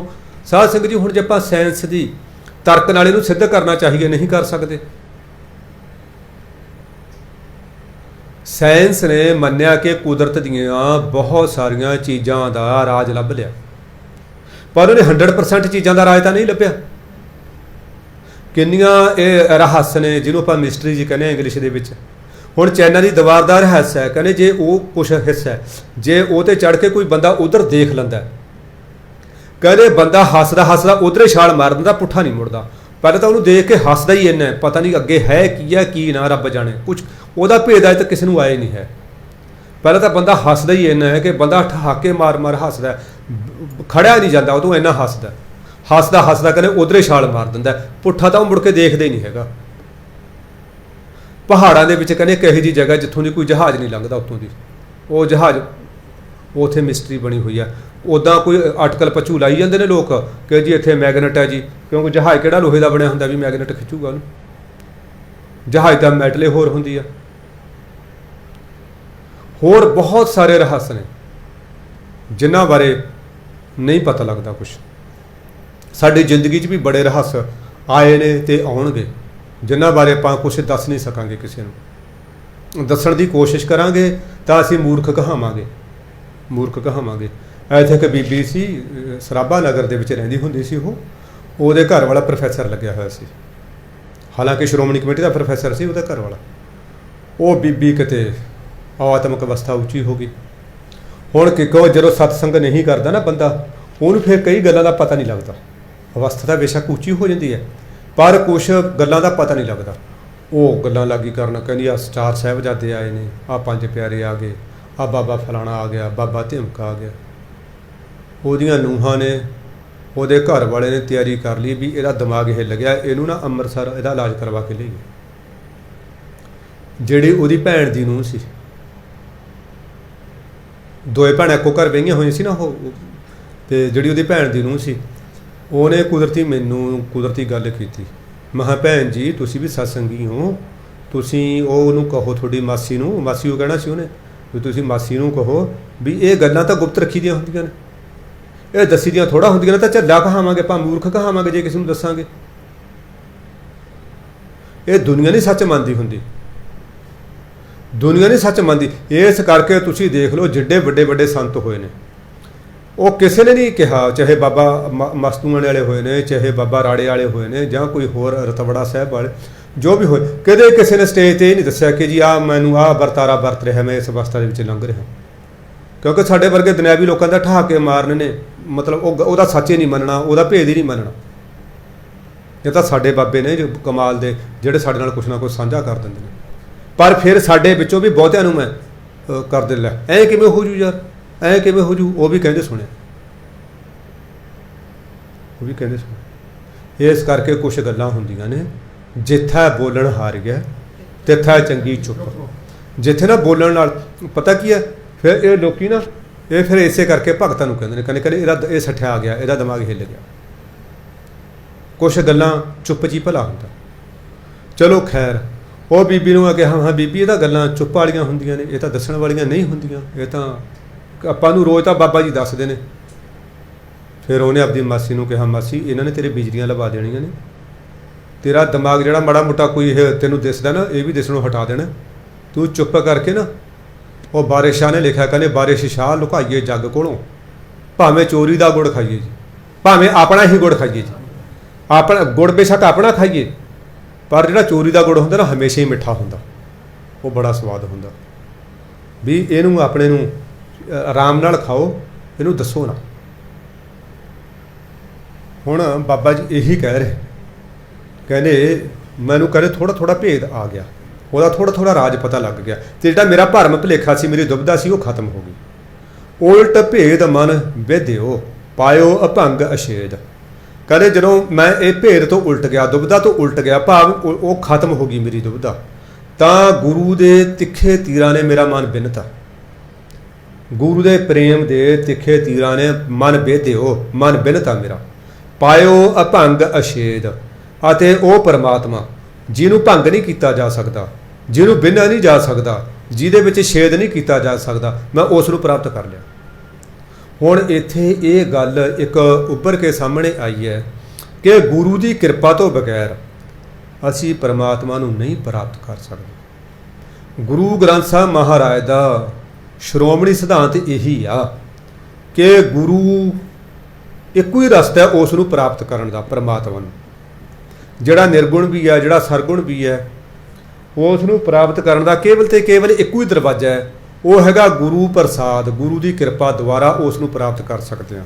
ਹੋਰ ਅਸੀਂ ਕਿਸੇ ਵੀ ਯਤਨ ਦੇ ਨਾਲ, ਨਾ ਵਿੱਦਿਆ ਪੜ੍ਹ ਕੇ, ਨਾ ਭੁੱਖੇ ਰਹਿ ਕੇ, ਨਾ ਅਸੀਂ ਬਾਲ ਵਧਾ ਕੇ, ਨਾ ਨਹੁੰ ਵਧਾ ਕੇ, ਨਾ ਘਰ-ਬਾਰ ਤਿਆਗ ਕੇ, ਨਾ ਗ੍ਰਸਤ ਦੇ ਵਿੱਚ ਰਹਿੰਦਿਆਂ ਹੋਇਆਂ, ਨਾ ਜਲ ਧਾਰੇ ਕਰਕੇ, ਨਾ ਧੂੜੀਆਂ ਤਾਪ ਕੇ ਅਸੀਂ ਉਸ ਨੂੰ ਕਿਸੇ ਵੀ ਤਰੀਕੇ ਨਾਲ ਨਹੀਂ ਪ੍ਰਾਪਤ ਕਰ ਸਕਦੇ। ਗੁਰੂ ਕਿਵੇਂ ਪ੍ਰਸੰਨ ਹੋਊਗਾ, ਉਹ ਬਾਬਾ ਜੀ ਨੇ ਆਪਾਂ ਨੂੰ ਦੱਸੇ ਸੀ, ਕੱਲ੍ਹ ਆਪਾਂ ਨੂੰ ਦੱਸੇ ਸੀ। ਭਾਵ ਸ਼ੁਭ ਕੰਮ ਕਰਨੇ ਨੇ ਅਤੇ ਸਿਮਰਨ ਕਰਨਾ, ਗੁਰੂ ਦੇ ਆਖੇ ਲੱਗਣਾ। ਜਿਹਨੂੰ ਵੀ ਅਸੀਂ ਖੁਸ਼ ਕਰਨਾ, ਜਿਹਨੂੰ ਵੀ ਅਸੀਂ ਖੁਸ਼ ਕਰਨਾ ਹੈ, ਸਾਨੂੰ ਉਹਦੇ ਆਖੇ ਲੱਗਣਾ ਪਊਗਾ, ਉਹਦੀਆਂ ਲੋੜਾਂ ਦਾ ਧਿਆਨ ਰੱਖਣਾ ਪਊਗਾ। ਆਪਾਂ ਦੇਖਿਆ ਦਫ਼ਤਰਾਂ 'ਚ ਜਿਹੜੇ ਚਮਚੇ ਕੜਛੇ ਹੁੰਦੇ ਨੇ, ਉਹ ਨਾ ਅਫਸਰ ਦਾ ਦੇਖ ਲੈਂਦੇ ਨੇ, ਇਹ ਸਮੋਸੇ ਖਾਣ ਦਾ ਸ਼ੌਕੀਨ ਹੈ, ਜਾਂ ਇਹ ਕੋਈ ਮਠਿਆਈ ਖਾਣ ਦਾ ਸ਼ੌਕੀਨ ਹੈ, ਜਾਂ ਇਹ ਕਿਹੜੀ ਗੱਲ ਦਾ ਸ਼ੌਕੀਨ ਹੈ। ਉਹ ਕਮਜ਼ੋਰੀ ਨੂੰ ਫਿਰ ਉਹਦੇ ਸਾਹਮਣੇ ਰੱਖਦੇ ਨੇ। ਕਦੇ ਸਮੋਸੇ ਆ ਰਹੇ ਨੇ ਜੀ, ਕਿਤੇ ਗੁਲਾਬ ਜਾਮਣ ਆ ਰਹੀਆਂ ਨੇ ਜੀ, ਕਿਤੇ ਕੁਛ ਆ ਰਿਹਾ, ਕਿਤੇ ਕੁਛ ਆ ਰਿਹਾ। ਜਾਂ ਜੇ ਉਹਨੂੰ ਪਤਾ ਵੀ ਇਹ ਕੰਨਾਂ ਦਾ ਕੱਚਾ, ਫਿਰ ਉਹਦੇ ਕੋਲੇ ਉਹ ਜਿਹੜੀ ਹੈ ਚੁਗਲੀਆਂ ਵੀ ਲਾਈ ਜਾਂਦੇ ਨੇ। ਇਹ ਵੀ ਹੁੰਦਾ। ਗੁਰੂ ਦਾ ਇੱਕ ਇਹ ਹੈ ਕਿ ਗੁਰੂ ਨੂੰ ਖੁਸ਼ ਕਰਨਾ ਸਭ ਤੋਂ ਵੱਡਾ ਕੀ ਹੈ? ਆਗਿਆ ਸਾਮ ਨਹੀਂ ਸਹਿਬ ਸੇਵਾ। ਉਹਦੇ ਹੁਕਮ ਮੰਨਣ ਤੋਂ ਵੱਡੀ ਉਹਦੀ ਹੋਰ ਕੋਈ ਸੇਵਾ ਹੀ ਨਹੀਂ। ਜਦੋਂ ਗੁਰੂ ਦੇ ਆਖੇ ਲੱਗਾਂਗੇ, ਬੇਸ਼ੱਕ ਅਸੀਂ ਉਹ 'ਚ ਕਾਮਯਾਬ ਹੋਈਏ ਚਾਹੇ ਨਾ ਹੋਈਏ। ਆਪਣਾ ਇਤਿਹਾਸ ਇਹ ਕਹਿੰਦਾ ਹੈ, ਬਾਬਾ ਲਹਿਣਾ ਜੀ ਨੇ ਬਣਾਈ ਦੀਵਾਰ ਰਾਤ ਨੂੰ, ਬਿੰਗੀ ਬਣੀ ਟੇਢੀ ਬਣੀ, ਉਹਦੇ ਨਾਲ ਕੋਈ ਲੈਣਾ ਦੇਣਾ ਨਹੀਂ। ਆਖੇ ਲੱਗੇ ਹੋ ਤੇ ਗੁਰੂ ਨਾਨਕ ਦਾ ਰੂਪ ਹੋ ਗਿਆ। ਭਾਈ ਜੇਠਾ ਜੀ ਨੇ ਥੜੇ ਬਣਾਏ ਤੇ ਭਾਈ ਰਾਮਾ ਜੀ ਨੇ ਥੜੇ ਬਣਾਏ। ਥੜੇ ਬਿੰਗੇ ਬਣੇ, ਟੇਢੇ ਬਣੇ, ਉੱਚੇ ਬਣੇ, ਨੀਵੇਂ ਬਣੇ, ਸਹੀ ਬਣੇ, ਗਲਤ ਬਣੇ, ਕੋਈ ਲੈਣਾ ਦੇਣਾ ਨਹੀਂ। ਗੱਲ ਕੀ ਸੀ? ਹੁਕਮ ਮੰਨਣ ਦੀ। ਹੁਕਮ ਜਿਹਨੇ ਮੰਨ ਲਿਆ ਤੇ ਉਹ ਗੁਰੂ ਨਾਨਕ ਦਾ ਰੂਪ ਹੋ ਗਏ। ਆਪਾਂ ਵੀ ਜਦੋਂ ਹੁਕਮ ਮੰਨਣ ਦੀ ਕੋਸ਼ਿਸ਼ ਕਰਾਂਗੇ, ਸਾਧ ਸੰਗਤ ਜੀ, ਗੁਰੂ ਦਾ ਹੁਕਮ ਮੰਨਣਾ ਕੋਈ ਖਾਲਾ ਜੀ ਦਾ ਬੜਾ ਨਹੀਂ ਹੈ। ਕੋਈ ਇਹ ਨਹੀਂ ਹੈ ਵੀ ਹਾਂ ਬਸ ਐ ਮੰਨ ਲਾਂਗੇ, ਨਹੀਂ। ਗੁਰੂ ਦਾ ਹੁਕਮ ਮੰਨਣਾ ਬਹੁਤ ਔਖਾ ਹੈ। ਗੁਰੂ ਦਾ ਕੀ ਪਤਾ, ਗੁਰੂ ਕਹਦੇ ਹਾਂ ਵੀ ਸਿੱਖਾ ਸਿਰ ਦੀ ਲੋੜ ਹੈ ਤੇਰੇ ਦੀ। ਭਾਈ ਡੱਲੇ ਨੂੰ ਕਿਹਾ ਸੀ, ਕਹਿੰਦੇ ਬੰਦੂਕ ਮੂਹਰੇ ਖੜ ਜਾ ਡੱਲਿਆ, ਆਪਾਂ ਨਿਸ਼ਾਨਾ ਪਰਖ ਲਈਏ। ਗੁਰੂ ਦਾ ਇਮਤਿਹਾਨ ਬਹੁਤ ਜ਼ਿਆਦਾ ਔਖਾ ਸਾਧ ਸੰਗਤ ਜੀ, ਉਹ 'ਚੋਂ ਪਾਸ ਹੋਣਾ। ਕਿਉਂ? ਉਹਦਾ ਕਿਹੜਾ ਕੋਈ ਸਿਲੇਬਸ ਹੈ? ਉਹਦਾ ਸਿਲੇਬਸ ਬਹੁਤ ਲੰਬਾ ਚੌੜਾ ਹੈ। ਕਈ ਵਾਰੀ ਆਪਾਂ ਨਾ ਬਾਅਦ 'ਚ ਪਤਾ ਲੱਗਦਾ, ਓਹੋ ਯਾਰ ਉਰੇ ਤਾਂ ਮੈਂ ਫੇਲ ਹੋ ਗਿਆ, ਉਰੇ ਤਾਂ ਮੈਨੂੰ ਗੁੱਸਾ ਨਹੀਂ ਕਰਨਾ ਚਾਹੀਦਾ ਸੀ, ਉਰੇ ਤਾਂ ਮੈਨੂੰ ਇੰਝ ਨਹੀਂ ਬੋਲਣਾ ਚਾਹੀਦਾ ਸੀ, ਉਰੇ ਤਾਂ ਯਾਰ ਇਹ ਭਾਈ ਆਇਆ ਮੈਂ ਇਹਨੂੰ 10 ਰੁਪਏ ਦੇ ਹੀ ਦਿੰਦਾ ਕੁਛ, ਮੈਂ ਕਹਿੰਦਾ ਮੈਂ ਫੇਲ ਹੋ ਗਿਆ। ਆਪਾਂ ਨੂੰ ਇਹ ਰਿਜ਼ਲਟ ਆਉਣ ਤੋਂ ਬਾਅਦ ਇਹ ਪਤਾ ਲੱਗਦਾ ਕਿ ਗੁਰੂ ਦਾ ਪੇਪਰ ਪਿਆ ਸੀ, ਨਹੀਂ ਆਪਾਂ ਨੂੰ ਪਹਿਲਾਂ ਪਤਾ ਹੀ ਨਹੀਂ ਲੱਗਦਾ। ਚਲੋ ਮਹਾਰਾਜ ਕਹਿੰਦੇ ਮੈਂ ਭਾਈ ਇਹਦਾ ਭੇਦ ਕਹਿੰਦੇ, ਫਿਰ ਜਦੋਂ ਮਨ ਬਿੰਨਿਆ ਗਿਆ ਨਾ, ਦੁਬਿਧਾ ਖਤਮ ਹੋ ਗਈ, ਫਿਰ ਮਤਲਬ ਜਿਹੜਾ ਮੇਰਾ ਮਨ ਬਿੰਨਿਆ ਗਿਆ ਤੇ ਉਹ ਜਿਹੜਾ ਅਭੰਗ ਹੈ ਪਰਮਾਤਮਾ, ਅਛੇਦ ਹੈ ਪਰਮਾਤਮਾ, ਉਸ ਨੂੰ ਮੈਂ ਪ੍ਰਾਪਤ ਕਰ ਲਿਆ। ਤੁਰਕ ਤਰੀਕਤ ਜਾਣੀਏ ਹਿੰਦੂ ਵੇਦ ਪੁਰਾਣ, ਮਨ ਸਮਝਾਵਣ ਕਾਰਣੇ ਕਸ਼ੂ ਪੜ੍ਹਿਆ ਗਿਆਨ। ਇਹਨੂੰ ਕਸ਼ੂ ਅੱਕ ਨਹੀਂ ਪੜ੍ਹਨਾ, ਕਸ਼ੂ ਅੱਕ ਨਹੀਂ, ਕਸ਼ੂ ਕ, ਜਿਵੇਂ ਆਪਾਂ ਕਹਿੰਦੇ ਥੋੜਾ ਕੁ ਹੈ ਨਾ, ਇਹਨੂੰ ਕਸ਼ੂ ਅੱਕ ਦਾ ਕੋਈ ਸ਼ਬਦ ਨਹੀਂ। ਕਸ਼ੂ ਆੜਾ ਤਾਂ ਲੰਬਾ ਆਵਾਜ਼ ਕਰਕੇ ਕਹਿੰਦਾ, ਕਸ਼ੂ ਕ ਭਾਵ ਥੋੜਾ ਜਿਹਾ, ਐ ਪੜ੍ਹਨਾ ਇਹਨੂੰ। ਮਹਾਰਾਜ ਜੀ ਬਾਬਾ ਜੀ ਕਹਿ ਰਹੇ ਨੇ ਕਿਉਂਕਿ ਮੁਸਲਮਾਨਾਂ ਦੀਆਂ 4 ਅਵਸਥਾਵਾਂ ਨੇ, ਸ਼ਰੀਅਤ, ਤਰੀਕਤ, ਹਕੀਕਤ ਤੇ ਮਾਰਫਤ। 4 ਅਵਸਥਾਵਾਂ ਨੇ। ਸ਼ਰੀਅਤ ਉਹ ਹੈ ਜਿਹਦੇ ਵਿੱਚ ਨਿਯਮ ਨੇ ਕਿ ਜੀ ਤੁਸੀਂ ਰੋਜ਼ੇ ਰੱਖਣੇ ਨੇ, ਜ਼ਕਾਤ ਦੇਣੀ ਹੈ, ਸੁਨਨਤ ਕਰਾਉਣੀ ਹੈ, ਤੇ ਜਿਹੜਾ ਹੈ ਮਤਲਬ ਕੁੱਠਾ ਖਾਣਾ, ਜੇ ਕਰਨਾ ਉਹ ਕਰਨਾ, ਉਹ ਉਹਨਾਂ ਦੀ ਮਰਿਆਦਾ। ਸ਼ਰਾਂ ਨੂੰ ਜਿਵੇਂ ਆਪਾਂ ਮਰਿਆਦਾ ਕਹਿ ਦਿੰਦੇ ਹਾਂ ਆਪਣੇ, ਜਿਹਨੂੰ ਆਪਾਂ ਇਹ ਕਹਿ ਲਈਏ ਬੋਲੀ ਦੀ ਧਰਮ ਖੰਡ। ਫਿਰ ਦੂਜਾ ਜਿਹੜਾ ਉਹਨਾਂ ਦਾ ਹੈਗਾ ਇਹ ਤਰੀਕਤ ਦਾ ਮਤਲਬ ਹੁੰਦਾ ਵੀ ਜਿਹੜਾ ਹੈ ਆਪਣੇ ਅੰਦਰ ਗੁਣ ਕਿਵੇਂ ਪੈਦਾ ਕਰਨੇ ਨੇ, ਆਪਣੇ ਗੁਣਾਂ ਨੂੰ ਮਤਲਬ ਕਿਵੇਂ ਕਰਨਾ, ਗਿਆਨ ਵਾਲੀ ਗੱਲ। ਹੁਣ ਕਹਿੰਦੇ ਅਸਲ ਦੇ ਵਿੱਚ ਤੁਰਕ ਉਸ ਨੂੰ ਜਾਣਿਆ ਜਾਂਦਾ ਹੈ ਜਿਹੜਾ ਤਰੀਕਤ ਨੂੰ ਜਾਣਦਾ, ਭਾਵ ਗੁਣ ਪੈਦਾ ਕਰਨ ਵਾਲੀ ਅਵਸਥਾ ਨੂੰ, ਵਧੀਆ ਜੀਵਨ ਜਿਉਣ ਵਾਲੇ ਢੰਗ ਨੂੰ, ਉੱਚੇ ਆਚਰਨ ਦੇ ਮੁਤਾਬਕ ਜਿਉਣ ਵਾਲਾ ਜਿਹੜਾ ਮੁਸਲਮਾਨ ਤੁਰਕ ਹੈ ਉਸ ਨੂੰ ਤੁਰਕ ਜਾਣਿਆ ਜਾਂਦਾ, ਉਸ ਨੂੰ ਮੁਸਲਮਾਨ ਜਾਣਿਆ ਜਾਂਦਾ। ਜਿਹੜਾ ਹੁਣ ਜਿਹਨੂੰ ਪਤਾ ਹੀ ਨਹੀਂ ਹੈਗਾ ਕਿ ਮਤਲਬ ਵੀ ਇਹ ਰੋਜ਼ੇ ਕਦੋਂ ਰੱਖਣੇ ਨੇ, ਜਾਂ ਮਤਲਬ ਵੀ ਮੈਂ ਧਾਰਮਿਕ ਜ਼ਿੰਦਗੀ ਕਿਵੇਂ ਜਿਉਣੀ ਹੈ, ਉਹਨੂੰ ਮੁਸਲਮਾਨ ਨਹੀਂ ਕਿਹਾ ਜਾ ਸਕਦਾ ਨਾ। ਜਿਵੇਂ ਹੁਣ ਆਪਾਂ ਸਿੱਖਾਂ, ਨਿਤਨੇਮ ਮੈਨੂੰ ਨਾ ਪਤਾ ਹੋਵੇ, ਅੰਮ੍ਰਿਤ ਵੇਲੇ ਦਾ ਮੈਨੂੰ ਨਾ ਪਤਾ ਹੋਵੇ, ਸੰਗਤ ਦਾ ਮੈਨੂੰ ਨਾ ਪਤਾ ਹੋਵੇ। ਜਿਵੇਂ ਉਹ ਤਾਂ ਬਾਬਾ ਜੀ ਨੇ ਅਕਲ ਦਿੱਤੀ ਮੱਥਾ ਕਿਵੇਂ ਟੇਕਣਾ, ਨਹੀਂ ਤਾਂ ਆਪਾਂ ਨੂੰ ਤਾਂ ਮੱਥੇ ਨਹੀਂ ਟੇਕਣ ਦਾ ਪਤਾ ਸੀ। 15 ਮਿੰਟ ਖੜ ਕੇ ਐਨ ਪੂਰੀਆਂ ਗੱਲਾਂ ਗੁੱਲਾਂ ਬਾਬੇ ਦਾ ਪੂਰਾ ਮਗਜ਼ ਖਾ ਕੇ ਫਿਰ ਮੱਥਾ ਟੇਕਦੇ ਸੀ ਹੁੰਦੇ ਸੀ। ਐਡੀ ਵੱਡੀ ਲਿਸਟ ਫੜਾ ਕੇ ਸ਼ਾਇਦ ਹੈ ਨਾ, ਤੇ ਐਡੀ ਤਾਂ ਆਪਾਂ ਮਹੀਨੇ ਵੇਲੇ ਰਸੋਈ ਵਾਲੇ ਵੀ ਨਹੀਂ ਲਿਸਟ ਫੜਾਉਂਦੇ ਕਿ ਜੀ ਆਹ ਸਮਾਨ ਲਿਆਉਣਾ, ਐਡੀ ਲਿਸਟ ਫੜਾ ਕੇ ਬਾਬੇ ਨੂੰ ਫਿਰ 15 ਮਿੰਟ ਉਹਦਾ ਸਿਰ ਖਾ ਕੇ ਬਾਬੇ ਦਾ ਫਿਰ ਮੱਥਾ ਟੇਕਦੇ ਹੁੰਦੇ ਸੀ। ਇਹ ਤਾਂ ਚਲੋ ਭਲਾ ਹੋਵੇ ਬਾਬਾ ਜੀ ਦਾ ਜਿਨ੍ਹਾਂ ਨੇ ਮੱਥਾ ਟੇਕਣ ਦੀ ਵੀ ਅਕਲ। ਮੈਂ ਕਹਿੰਦਾ ਵੈਸੇ ਸਾਧ ਸੰਗਤ ਜੀ ਇੱਥੇ ਸਤਸੰਗ ਭਵਨ ਆ ਕੇ ਨਾ ਜ਼ਿੰਦਗੀ ਜਿਉਣ ਦਾ, ਜੇ ਮੈਂ ਕਹਾਂ ਵੀ ਚੱਜ ਪੂਰੀ ਤਰ੍ਹਾਂ ਤਾਂ ਨਹੀਂ ਆਇਆ, ਕਿਉਂਕਿ ਗੱਲਾਂ ਉਹੀ ਦਿਮਾਗ 'ਚ ਬੜੀਆਂ ਨੇ ਜਿਨ੍ਹਾਂ ਦੇ ਲੈਵਲ ਦਾ ਦਿਮਾਗ ਸੀ। ਜਿਹੜੀਆਂ ਬਾਬਾ ਜੀ ਨੇ ਬਰੀਕੀ ਸਮਝਾਈਆਂ ਨੇ ਉਹ ਮੋਟੇ ਦਿਮਾਗ 'ਚ ਬੜੀਆਂ ਹੀ ਨਹੀਂ ਹੈਗੀਆਂ। ਬਾਬਾ ਜੀ ਨੇ ਆਪਣੇ ਵੱਲੋਂ ਕਸਰ ਨਹੀਂ ਛੱਡੀ। ਜ਼ਿੰਦਗੀ ਜਿਉਣ ਦਾ ਜਿੰਨਾ ਤਰੀਕਾ, ਜਿੰਨਾ ਚੱਜ ਆਚਾਰ ਬਾਬਾ ਜੀ ਨੇ ਸਿਖਾਇਆ, ਸ਼ਾਇਦ ਕੋਈ ਮਹਾਂਪੁਰਸ਼ ਨਹੀਂ ਸਿਖਾਉਂਦਾ ਆਪਣੇ ਚੇਲਿਆਂ ਨੂੰ, ਕੋਈ ਨਹੀਂ ਸਿਖਾਉਂਦਾ। ਬਾਣੀ ਨਾਲ ਤਾਂ ਉਹਨਾਂ ਨੇ ਜੋੜਿਆ ਹੀ ਜੋੜਿਆ, ਰੱਬ ਦੇ ਮਾਰਗ 'ਤੇ ਤਾਂ ਉਹਨਾਂ ਨੇ ਪਾਉਣ ਦੀ ਕਿਰਪਾ ਕੀਤੀ, ਉਹ ਕੀਤੀ ਆ, ਪਰ ਸੰਸਾਰ ਦੇ ਵਿੱਚ ਵੀ ਕਿਵੇਂ ਜਿਉਣਾ ਹੈ ਉਹ ਵੀ ਸ਼ਾਇਦ ਕੋਈ ਨਹੀਂ ਦੱਸ ਸਕਦਾ ਦਾ। ਹੁਣ ਕਹਿੰਦੇ ਜਿਹੜਾ ਹਿੰਦੂ ਵੇਦ ਪੁਰਾਣਾਂ ਬਾਰੇ ਜਾਣਦਾ, ਵੇਦ ਪੁਰਾਣ ਦਾ ਗਿਆਨ ਜਿਹਨੂੰ ਹੈਗਾ, ਉਸੇ ਨੂੰ ਹਿੰਦੂ ਕਿਹਾ ਜਾਊਗਾ। ਜਿਹਨੂੰ ਤਰੀਕਤ ਬਾਰੇ ਪਤਾ ਹੈ ਉਸ ਨੂੰ ਤੁਰਕ ਕਿਹਾ ਜਾਊਗਾ। ਭਾਵ ਪੜ੍ਹਾਈ ਦੀ ਲਿਖਾਈ ਦੀਆਂ ਗੱਲਾਂ ਨੇ ਇਹਦੇ ਵਿੱਚ, ਮਨ ਸਮਝਾਵਣ ਕਾਰਨ। ਹੁਣ ਕਹਿੰਦੇ ਮਨ ਨੂੰ ਸਮਝਾਉਣ ਵਾਸਤੇ ਚਾਹੇ ਉਹ ਗੱਲਾਂ ਤਾਂ ਸਾਧ ਸੰਗਤ ਜੀ ਇੱਕੋ ਹੀ ਨੇ। ਅੰਬ ਚਾਹੇ ਪਾਕਿਸਤਾਨ 'ਚ ਪੈਦਾ ਹੋਇਆ ਹੋਵੇ, ਚਾਹੇ ਸਾਡੇ ਯੂਪੀ 'ਚ ਪੈਦਾ ਹੋਇਆ ਹੋਵੇ, ਚਾਹੇ ਪੰਜਾਬ 'ਚ ਪੈਦਾ ਹੋਵੇ, ਜਦੋਂ ਆਪਾਂ ਖਾਵਾਂਗੇ ਉਹ 'ਚੋਂ ਤਾਂ ਮਿਠਾਸ ਆਊਗੀ, ਉਹ ਆਊਗੀ। ਖੰਡ ਚਾਹੇ ਪਾਕਿਸਤਾਨਾਂ ਦੀਆਂ ਮਿੱਲਾਂ 'ਚ ਬਣੀ ਹੋਵੇ, ਚਾਹੇ ਸਾਡੇ ਇੰਡੀਆ 'ਚ ਬਣੀ ਹੋਵੇ, ਚਾਹੇ ਅਮਰੀਕਾ 'ਚ ਬਣੀ ਹੋਵੇ, ਉਹ ਤਾਂ ਮਿੱਠਾ ਹੋਣਾ ਹੀ ਹੋਣਾ। ਮਿਰਚਾਂ ਚਾਹੇ ਅਮਰੀਕਾ ਦੀਆਂ ਪੀਸੀਆਂ ਹੋਣ, ਚਾਹੇ ਉਹ ਕਿਤੇ ਹੋਰ ਏਸ਼ੀਆ ਦੀਆਂ ਕਿਸੇ ਦੇਸ਼ ਦੀਆਂ ਪੀਸੀਆਂ ਹੋਣ, ਉਹਨੇ ਤਾਂ ਆਪਣਾ ਸਵਾਦ ਸੀ ਸਾਥੋਂ ਕਰਵਾਏ ਦੇਣੀ ਆ। ਗਿਆਨ ਜਿਹੜਾ ਸ਼ੁਭ ਗਿਆਨ ਹੈ, ਚਾਹੇ ਉਹ ਹਿੰਦੂ ਧਰਮ ਦਾ ਹੋਵੇ, ਚਾਹੇ ਮੁਸਲਮਾਨ ਧਰਮ ਦਾ ਹੋਵੇ, ਚਾਹੇ ਸਿੱਖ ਧਰਮ ਦਾ ਹੋਵੇ, ਸਾਧ ਸੰਗਤ ਜੀ ਉਹਨੇ ਤਾਂ ਗਿਆਨ ਨੇ ਤਾਂ ਸਾਨੂੰ ਚੰਗੇ ਰਾਹ 'ਤੇ ਪਾਉਣਾ ਹੀ ਪਾਉਣਾ। ਪਾਣੀ ਹੈ ਉਹਨੂੰ ਕੋਈ ਅਚੋਟੂ ਕਹੋ, ਕੋਈ ਆਬ ਕਹੋ, ਕੋਈ ਨੀਰ ਕਹੋ, ਕੋਈ ਪਾਣੀ ਕਹੋ, ਕੋਈ ਜਲ ਕਹੋ, ਉਹ ਤਾਂ ਸਾਡੀ ਪਿਆਸ ਬੁਝਾਉਣੀ ਹੈ ਤੇ ਸਾਡੀ ਮੈਲ ਨੂੰ ਦੂਰ ਕਰਨਾ।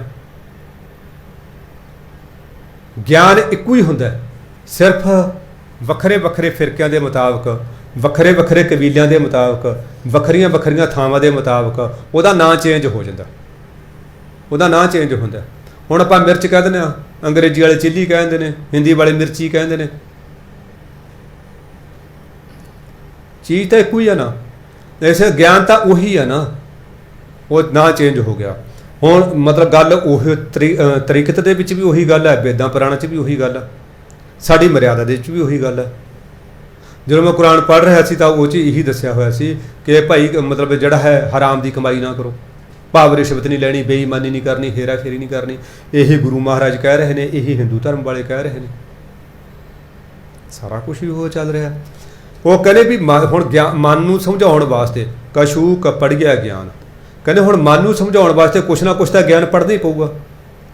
ਜਿਹੋ ਜੇ ਅਸੀਂ ਮਾਹੌਲ 'ਚ ਹਾਂ, ਜਿਹੋ ਜੇ ਅਸੀਂ ਵਾਤਾਵਰਣ 'ਚ ਹਾਂ, ਜੇ ਮੁਸਲਮਾਨਾਂ ਵਾਲੇ 'ਚ ਹਾਂ ਅਸੀਂ ਮੁਸਲਮਾਨ ਬਣ ਕੇ ਉਹੋ ਜਿਹਾ ਪੜ੍ਹ ਲਾਂਗੇ, ਜੇ ਅਸੀਂ ਹਿੰਦੂਆਂ ਵਾਲੇ 'ਚ ਹਾਂ ਅਸੀਂ ਹਿੰਦੂ ਬਣ ਕੇ ਉੱਦਾਂ ਦਾ ਪੜ੍ਹ ਲਾਂਗੇ, ਜੇ ਅਸੀਂ ਖਾਲਸਾ ਧਰਮ ਦੇ ਆਉਣੇ ਆਈ ਹਾਂ ਅਸੀਂ ਉਹਦੇ ਮੁਤਾਬਕ ਗਿਆਨ ਪ੍ਰਾਪਤ ਕਰ ਲਾਂਗੇ। ਕੁਛ ਨਾ ਕੁਛ ਤਾਂ ਗਿਆਨ ਸਾਨੂੰ ਪ੍ਰਾਪਤ ਕਰਨਾ ਹੀ ਪਊਗਾ ਨਾ। ਓੰਕਾਰ ਆਦਮੈ ਜਾਨਾ, ਲਿਖ ਅਰ ਮੇਟੈ ਤਾਹੇ ਨਾ ਮਾਨਾ। ਓੰਕਾਰ, ਉਹ ਪਰਮਾਤਮਾ ਜਿਹੜਾ ਇੱਕ ਰਸ ਵਿਆਪਕ ਹੈ। ਓੰਕਾਰ ਦਾ ਮਤਲਬ ਉਹ ਪਰਮਾਤਮਾ ਜਿਹੜਾ ਇੱਕ ਰਸ ਹੈ। ਦੇਖੋ ਇਹ ਸਾਹਿਤਕਾਰਾਂ ਨੇ 9 ਰਸ ਮੰਨੇ ਨੇ, ਹਾਸ ਰਸ, ਰੁਦਰ ਰਸ, ਬੀਭਤਸ ਰਸ, ਵੀਰ ਰਸ, ਸ਼ਾਂਤ ਰਸ, ਇਸ ਤਰ੍ਹਾਂ ਦੇ 9 ਰਸ ਮੰਨੇ ਨੇ। ਸਭ ਤੋਂ ਉੱਤਮ ਸ਼ਾਂਤ ਰਸ ਹੈ। ਸਾਡੇ ਗੁਰਬਾਣੀ ਦੇ ਵਿੱਚ ਸ਼ਾਂਤ ਰਸ ਪ੍ਰਧਾਨ ਹੈ, ਪਰ ਪਰਮਾਤਮਾ ਇਹਨਾਂ 9 ਰਸਾਂ ਤੋਂ ਉੱਪਰ ਹੈ। ਅਸੀਂ ਤਾਂ ਕਿਤੇ ਜੋਸ਼ 'ਚ ਆਏ ਹੁੰਦੇ ਹਾਂ, ਗੁਆਂਢੀ ਨੂੰ ਲਲਕਰਾ ਮਾਰ ਦਿੰਦੇ ਆ, ਲਿਆ ਹੋ ਜਾ ਤਕੜਾ ਮੈਂ ਆ ਗਿਆ। ਦੁਸ਼ਮਣ ਨੂੰ ਵੀਰ ਰਸ 'ਚ ਆ ਗਏ, ਦੁਸ਼ਮਣ ਨੂੰ ਮਾਰਤਾ ਲਲਕਰਾ ਵੀ ਆ ਗਿਆ ਮੈਂ ਤਕੜਾ, ਤੂੰ ਹੋ ਜਾ ਤਕੜਾ ਮੈਂ ਤੈਨੂੰ ਦੱਸਦਾ। ਕਈ ਵਾਰੀ ਅਸੀਂ ਬੜੇ ਮਤਲਬ ਰੁਦਰ ਰਸ 'ਚ ਹੁੰਦੇ ਹਾਂ, ਮਨ 'ਚ ਗਲਿਆਨੀ ਆਈ ਹੁੰਦੀ ਆ, ਰੁਦਰ ਰਸ ਗਲਿਆਨੀ ਵਾਲਾ। ਕੋਈ ਗੰਦੀ ਚੀਜ਼ ਦੇਖਦੇ ਹਾਂ ਆਪਾਂ ਹੈ ਨਾ, ਕੋਈ ਇਹੋ ਜਿਹੇ ਗੰਦੇ ਕੀੜੇ ਮਕੌੜਿਆਂ ਨੂੰ ਦੇਖਦੇ ਹਾਂ, ਮਨ ਦੇ ਵਿੱਚ ਉਹ ਮਤਲਬ ਗਲਿਆਨੀ ਆਉਂਦੀ ਆ। ਕਈ ਵਾਰੀ ਹਾਸ ਰਸ 'ਚ ਹੁੰਦੇ ਹਾਂ, ਕੋਈ ਕਮੇਡੀ ਦੇਖ ਰਹੇ ਹਾਂ ਆਪਾਂ, ਹੋਰ ਕਰ ਰਹੇ ਹਾਂ, ਫਿਰ ਤਾੜੀਆਂ ਮਾਰ ਮਾਰ ਹੱਸਦੇ ਹਾਂ। ਪਰਮਾਤਮਾ ਇਹਨਾਂ 9 ਰਸਾਂ ਤੋਂ ਉੱਪਰ ਹੈ, ਔਰ ਉਹ ਉਸੇ ਰਸ 'ਚ ਰਹਿੰਦਾ ਹੈ। ਨਾ ਉਹ ਦੁਖੀ ਹੁੰਦਾ, ਨਾ ਸੁਖੀ ਹੁੰਦਾ, ਨਾ ਹੱਸਦਾ ਸਾਡੇ ਵਾਂਗੂ, ਮਤਲਬ ਨਾ ਉਹ ਰੋਂਦਾ। ਇੱਕੋ ਅਵਸਥਾ ਦਾ ਮਾਲਕ ਹੈ। ਆਪਾਂ ਦੂਸਰੇ ਸ਼ਬਦਾਂ 'ਚ ਇਹ ਕਹਿ ਲਈਏ, ਉਹ ਇੱਕੋ ਅਵਸਥਾ 'ਚ ਰਹਿੰਦਾ, ਜੁਗ ਜੁਗ ਇੱਕੋ ਵੇਸ, ਉਹ ਇੱਕੋ ਵੇਸ ਦੇ ਵਿੱਚ ਹੈ। ਕਿਉਂਕਿ ਸਾਧ ਸੰਗਤ ਜੀ ਇਹ ਨਸਲ, ਲਿੰਗ, ਧਰਮ, ਹਾਸੇ ਠੱਠੇ ਇਹ ਤਾਂ ਸਾਡੇ ਲੋਕਾਂ ਦੇ ਨੇ ਨਾ। ਪਰਮਾਤਮਾ ਦਾ ਨਾ ਕੋਈ ਲਿੰਗ ਹੈ, ਨਾ ਉਹਦੀ ਕੋਈ ਜਾਤ ਹੈ, ਨਾ ਕੋਈ ਗੋਤ ਹੈ, ਨਾ ਉਹਦਾ ਧਰਮ ਹੈ, ਨਾ ਉਹਦਾ ਕੋਈ ਨਸਲ ਹੈ, ਉਹਦਾ ਨਾ ਕੁਛ ਵੀ ਨਹੀਂ। ਉਹ ਤਾਂ ਇਹਨਾਂ ਚੀਜ਼ਾਂ ਤੋਂ ਸਾਰੀਆਂ ਤੋਂ ਉੱਪਰ ਹੈ। ਨਾ ਕੋਈ ਉਹਦਾ ਰੂਪ ਹੈ, ਨਾ ਰੇਖ ਹੈ, ਕੁਛ ਵੀ ਨਹੀਂ ਹੈਗਾ। ਹੁਣ ਕਹਿੰਦੇ ਜੀ, ਕਹਿੰਦੇ ਮੈਂ ਤਾਂ ਇਹ ਸਾਰੇ ਕਸ ਦਾ ਆਦ ਉਸ ਓੰਕਾਰ ਨੂੰ ਹੀ ਮੈਂ ਜਾਣਿਆ। ਇਹ ਕਿਤੋਂ? ਇਹ ਤਰੀਕਤ ਨੂੰ ਜਾਣ ਕੇ ਤੇ ਵੇਦ ਪੁਰਾਣ ਨੂੰ ਜਾਣ ਕੇ। ਇਸ ਤੋਂ ਮੈਨੂੰ ਕੀ ਪਤਾ ਲੱਗਿਆ, ਜਿਹੜਾ ਮਨ ਸਮਝਾਵਣ ਕਾਰਨੇ ਕਛੂ ਕਪੜੀਆ ਗਿਆਨ ਤੋਂ ਸਾਨੂੰ ਮੈਨੂੰ ਕੀ ਪਤਾ ਲੱਗਿਆ ਕਿ ਇਹ ਸਾਰੀਆਂ ਚੀਜ਼ਾਂ ਦਾ, ਸਾਰੀ ਸ੍ਰਿਸ਼ਟੀ ਦਾ ਆਦਿ ਕੌਣ ਹੈ? ਓੰਕਾਰ ਪਰਮਾਤਮਾ, ਅਕਾਲ ਪੁਰਖ ਵਾਹਿਗੁਰੂ, ਉਹ ਹੈ ਉਹਦਾ ਆਦਿ। ਲਿਖ ਅਰ ਮੇਟੈ ਤਾਹੇ ਨਾ ਮਾਨਾ, ਕਹਿੰਦੇ ਨਾ ਉਹਨੂੰ ਲਿਖਿਆ ਜਾਂਦਾ। ਜਿਹੜੇ ਆ ਅੱਖਰ ਨੇ ਇਹਨਾਂ ਨੂੰ ਤਾਂ ਅਸੀਂ ਲਿਖ ਵੀ ਦਿੰਦੇ ਹਾਂ ਨਾ, ਤੇ ਅਰੇਜ਼ ਵੀ ਕਰ ਦਿੰਦੇ ਹਾਂ, ਮਿਟਾ ਵੀ ਦਿੰਦੇ ਹਾਂ। ਇਹ ਅੱਖਰਾਂ ਤਾਂ ਦੇਖੋ ਸਾਡੀ ਕਿਸਮਤ ਹੈ, ਇਹਨੂੰ ਵੀ ਸੰਤ ਮਹਾਂਪੁਰਸ਼ ਮਿਟਾ ਦਿੰਦੇ ਨੇ ਨਾ।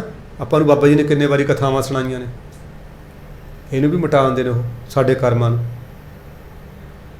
ਪਰ ਜਿਹੜਾ ਪਰਮਾਤਮਾ ਹੈ ਉਹਨੂੰ ਨਾ ਕੋਈ ਲਿਖ ਸਕਦਾ, ਨਾ ਉਹਨੂੰ ਕੋਈ ਮੇਟ ਸਕਦਾ। ਤਾਹੇ ਨਾ ਮਾਨਾ, ਉਹਨੂੰ ਕੋਈ ਨਾ ਮਿਟਾ ਸਕਦਾ, ਨਾ ਲਿਖਾ ਸਕਦਾ। ਉਹ ਹੈ ਹੀ ਆਦਿ ਸਾਰੀ ਸ੍ਰਿਸ਼ਟੀ ਦਾ। ਬਾਕੀ ਇਹ ਅੱਖਰਾਂ ਨੂੰ ਅਸੀਂ ਬਾਕੀ ਸਾਰੇ ਕਾਸੇ ਨੂੰ ਘਰ ਅਸੀਂ ਬਣਾ ਵੀ ਸਕਦੇ ਹਾਂ, ਢਾਹ ਵੀ ਸਕਦੇ ਹਾਂ। ਕੋਈ ਚੀਜ਼ ਲਿਖ ਵੀ ਸਕਦੇ ਹਾਂ, ਮਿਟਾ ਵੀ ਸਕਦੇ ਹਾਂ। ਪਰ ਪਰਮਾਤਮਾ ਨੂੰ ਨਾ ਅਸੀਂ ਮਿਟਾ ਸਕਦੇ ਹਾਂ, ਨਾ ਬਣਾ ਸਕਦੇ ਹਾਂ। ਓੰਕਾਰ ਲਖਾ ਜਾਓ ਕੋਈ, ਸੋਈ ਲਖ ਮੇਟਣਾ ਨਾ ਹੋਈ। ਜੇ ਕਹਿੰਦੇ ਕੋਈ ਓੰਕਾਰ ਨੂੰ ਲਖ ਲਵੇ, ਦੇਖ ਲਵੇ, ਜੇ ਕੋਈ ਸਾਧ ਸੰਗਤ ਜੀ, ਗੁਰੂ ਅਰਜਨ ਦੇਵ ਮਹਾਰਾਜ ਫਰਮਾਉਂਦੇ ਨੇ, ਸੇ ਅਖੜੀਆਂ ਵਿਅਨ ਜਿਨੀ ਡਸੰਦੋ ਮਾਂ ਫਿਰੀ। ਉਸ ਤੋਂ ਪਹਿਲੀ ਪੰਗਤੀ ਹੈ, ਲੋਇਨ ਲੋਈ ਡਿਠ ਪਿਆਸ ਨਾ ਬੁੱਝਿਆ ਮੂੰਹ ਘਣੀ। ਇਹਨਾਂ ਅੱਖਾਂ ਨਾਲ ਉਸ ਪਰਮਾਤਮਾ ਨੂੰ ਦੇਖਿਆ, ਉਹਨੂੰ ਦੇਖਦਿਆਂ ਦੇਖਦਿਆਂ ਕਹਿੰਦੇ ਮੇਰੀ ਪਿਆਸ ਨਹੀਂ ਬੁੱਝਦੀ। ਉਹਦੇ ਦਿਦਾਰੇ ਹੀ ਇੰਨੇ ਮੋਹਕ ਨੇ, ਇੰਨੇ ਕੁ ਮਨ ਮੋਹਕ ਨੇ। ਅੱਖਾਂ ਰੱਜਦੀਆਂ ਨਹੀਂ, ਬਲਕਿ ਅਸੀਂ ਅੱਖਾਂ ਝਪਕਣੀਆਂ ਭੁੱਲ ਜਾਂਦੇ ਹਾਂ। ਜਿਵੇਂ ਚਕੋਰ ਪੂਰਨਮਾਸ਼ੀ ਦੇ ਚੰਦਰਮਾ ਨੂੰ ਦੇਖਦੀ ਹੈ, ਸਾਧ ਸੰਗਤ ਜੋ ਆਪਣਾ ਖਾਣਾ ਪੀਣਾ ਬੱਚਿਆਂ ਨੂੰ ਭੁੱਲ ਜਾਂਦੀ ਹੈ। ਇੱਥੋਂ ਤੱਕ ਕਿ ਉਹ ਆਪਣੀ ਮੌਤ ਨੂੰ ਵੀ ਭੁੱਲ ਜਾਂਦੀ ਹੈ। ਇਹ ਨਿਰਦਈ ਮਨੁੱਖ, ਉਸ ਚਕੋਰ ਦਾ ਸ਼ਿਕਾਰ ਕਰਨ ਵਾਲਾ ਕੀ ਕਰਦਾ ਨਾ, ਉਹਨੂੰ ਪਤਾ ਵੀ ਅੱਜ ਪੂਰਨਮਾਸ਼ੀ ਦੀ ਰਾਤ ਹੈ। ਉਹ ਆਪਣਾ ਇੱਕ ਮਤਲਬ ਕੰਬਲ ਜਾਂ ਵੱਡਾ ਸਾਰਾ ਪਰਦਾ ਲੈਂਦਾ, ਉਹਦੇ ਵਿੱਚ ਚੰਦ ਦੀ ਆਕਾਰ ਦਾ ਨਾ ਹੋਲ ਜਿਹਾ ਕੱਢ ਦਿੰਦਾ, ਤੇ ਫਿਰ ਉਹਦੇ ਪਿੱਛੇ ਮਚਾਉਂਦਾ ਅੱਗ।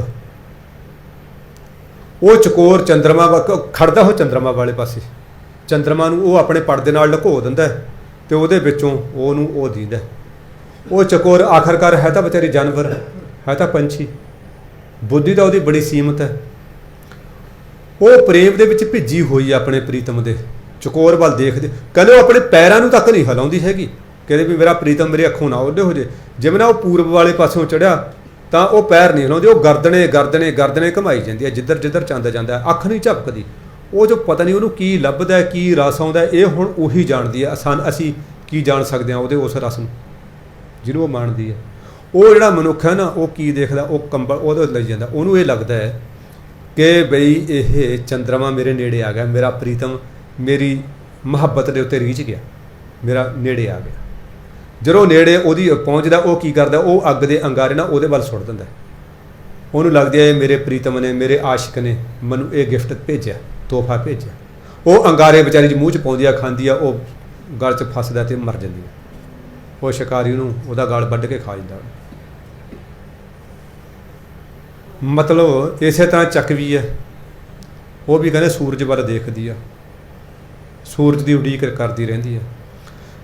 ਇਸੇ ਤਰ੍ਹਾਂ ਜਿਹੜਾ ਸਿੱਖ ਹੈ, ਜਿਹੜਾ ਜਗਿਆਸੂ ਹੈ, ਜਿਹੜਾ ਉਹਦੇ ਪ੍ਰੀਤਮ ਦੇ ਦਰਸ਼ਨਾਂ ਦਾ, ਆਪਾਂ ਕੀ ਪੜ੍ਹਦੇ ਹਾਂ ਬਾਬਾ ਕਬੀਰ ਜੀ ਦੇ ਸ਼ਲੋਕਾਂ 'ਚ, ਬਿਰਹਿ ਭੁਯੰਗਮ ਮਨ ਵਸੈ, ਮੰਤ ਨਾ ਮਾਨੈ ਕੋਇ, ਆਰਾਮ ਵਿਯੋਗੀ ਨਾ ਜੀਐ, ਜੀਆ ਤਾਂ ਬੋਹਰਾ ਹੋਏ।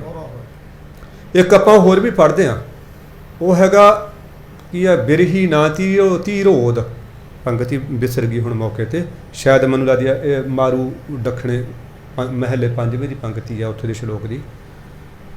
ਕਹਿੰਦੇ ਉਹ ਜਿਹੜਾ ਹੈ, ਮਤਲਬ ਜਿਹੜਾ ਦਰਸ਼ਨਾਂ ਦਾ ਤਾਂਗੀ ਹੈ, ਜਿਹੜਾ ਦਰਸ਼ਨਾਂ ਦਾ ਚਾਹਵਾਨ ਹੈ, ਜਿੰਨੀ ਦੇਰ ਉਸ ਨੂੰ ਆਪਣੇ ਪ੍ਰੀਤਮ ਦੇ ਦਿਦਾਰੇ ਨਹੀਂ ਹੋ ਜਾਂਦੇ, ਸਾਧ ਸੰਗਤ ਜੀ, ਉਹ ਨਹੀਂ, ਉਹਦੇ ਮਨ ਨੂੰ ਚੈਨ ਆਉਂਦੀ।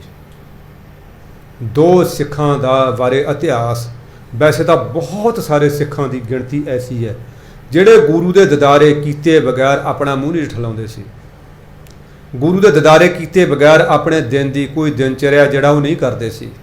ਪਰ ਦੋ ਬਾਰੇ ਤਾਂ, ਇੱਕ ਬਾਬਾ ਸੁਥਰੇ ਸ਼ਾਹ, ਇੱਕ ਭਾਈ ਸਾਹਿਬ ਭਾਈ ਨੰਦ ਲਾਲ ਸਿੰਘ, ਇਹਨਾਂ ਦਾ ਕਹਿੰਦੇ ਨਿਤਨੇਮ ਸੀ, ਚਾਹੇ ਉਹ ਰਾਤ ਨੂੰ 2 ਵਜੇ ਉੱਠਦੇ ਸੀ, ਚਾਹੇ 1 ਵਜੇ ਉੱਠਦੇ ਸੀ, ਜਿੰਨੀ ਦੇਰ ਦਿਦਾਰੇ ਨਹੀਂ ਕਰ ਲੈਂਦੇ ਸੀ ਨਾ ਆਪਣੇ ਦਿਲ ਦੇ ਮਹਿਰਮ ਦੇ, ਆਪਣੇ ਪ੍ਰਿਯ ਪ੍ਰੀਤਮ ਦੇ, ਕਹਿੰਦੇ ਚੈਨ ਨਹੀਂ ਪੈਂਦਾ ਸੀ।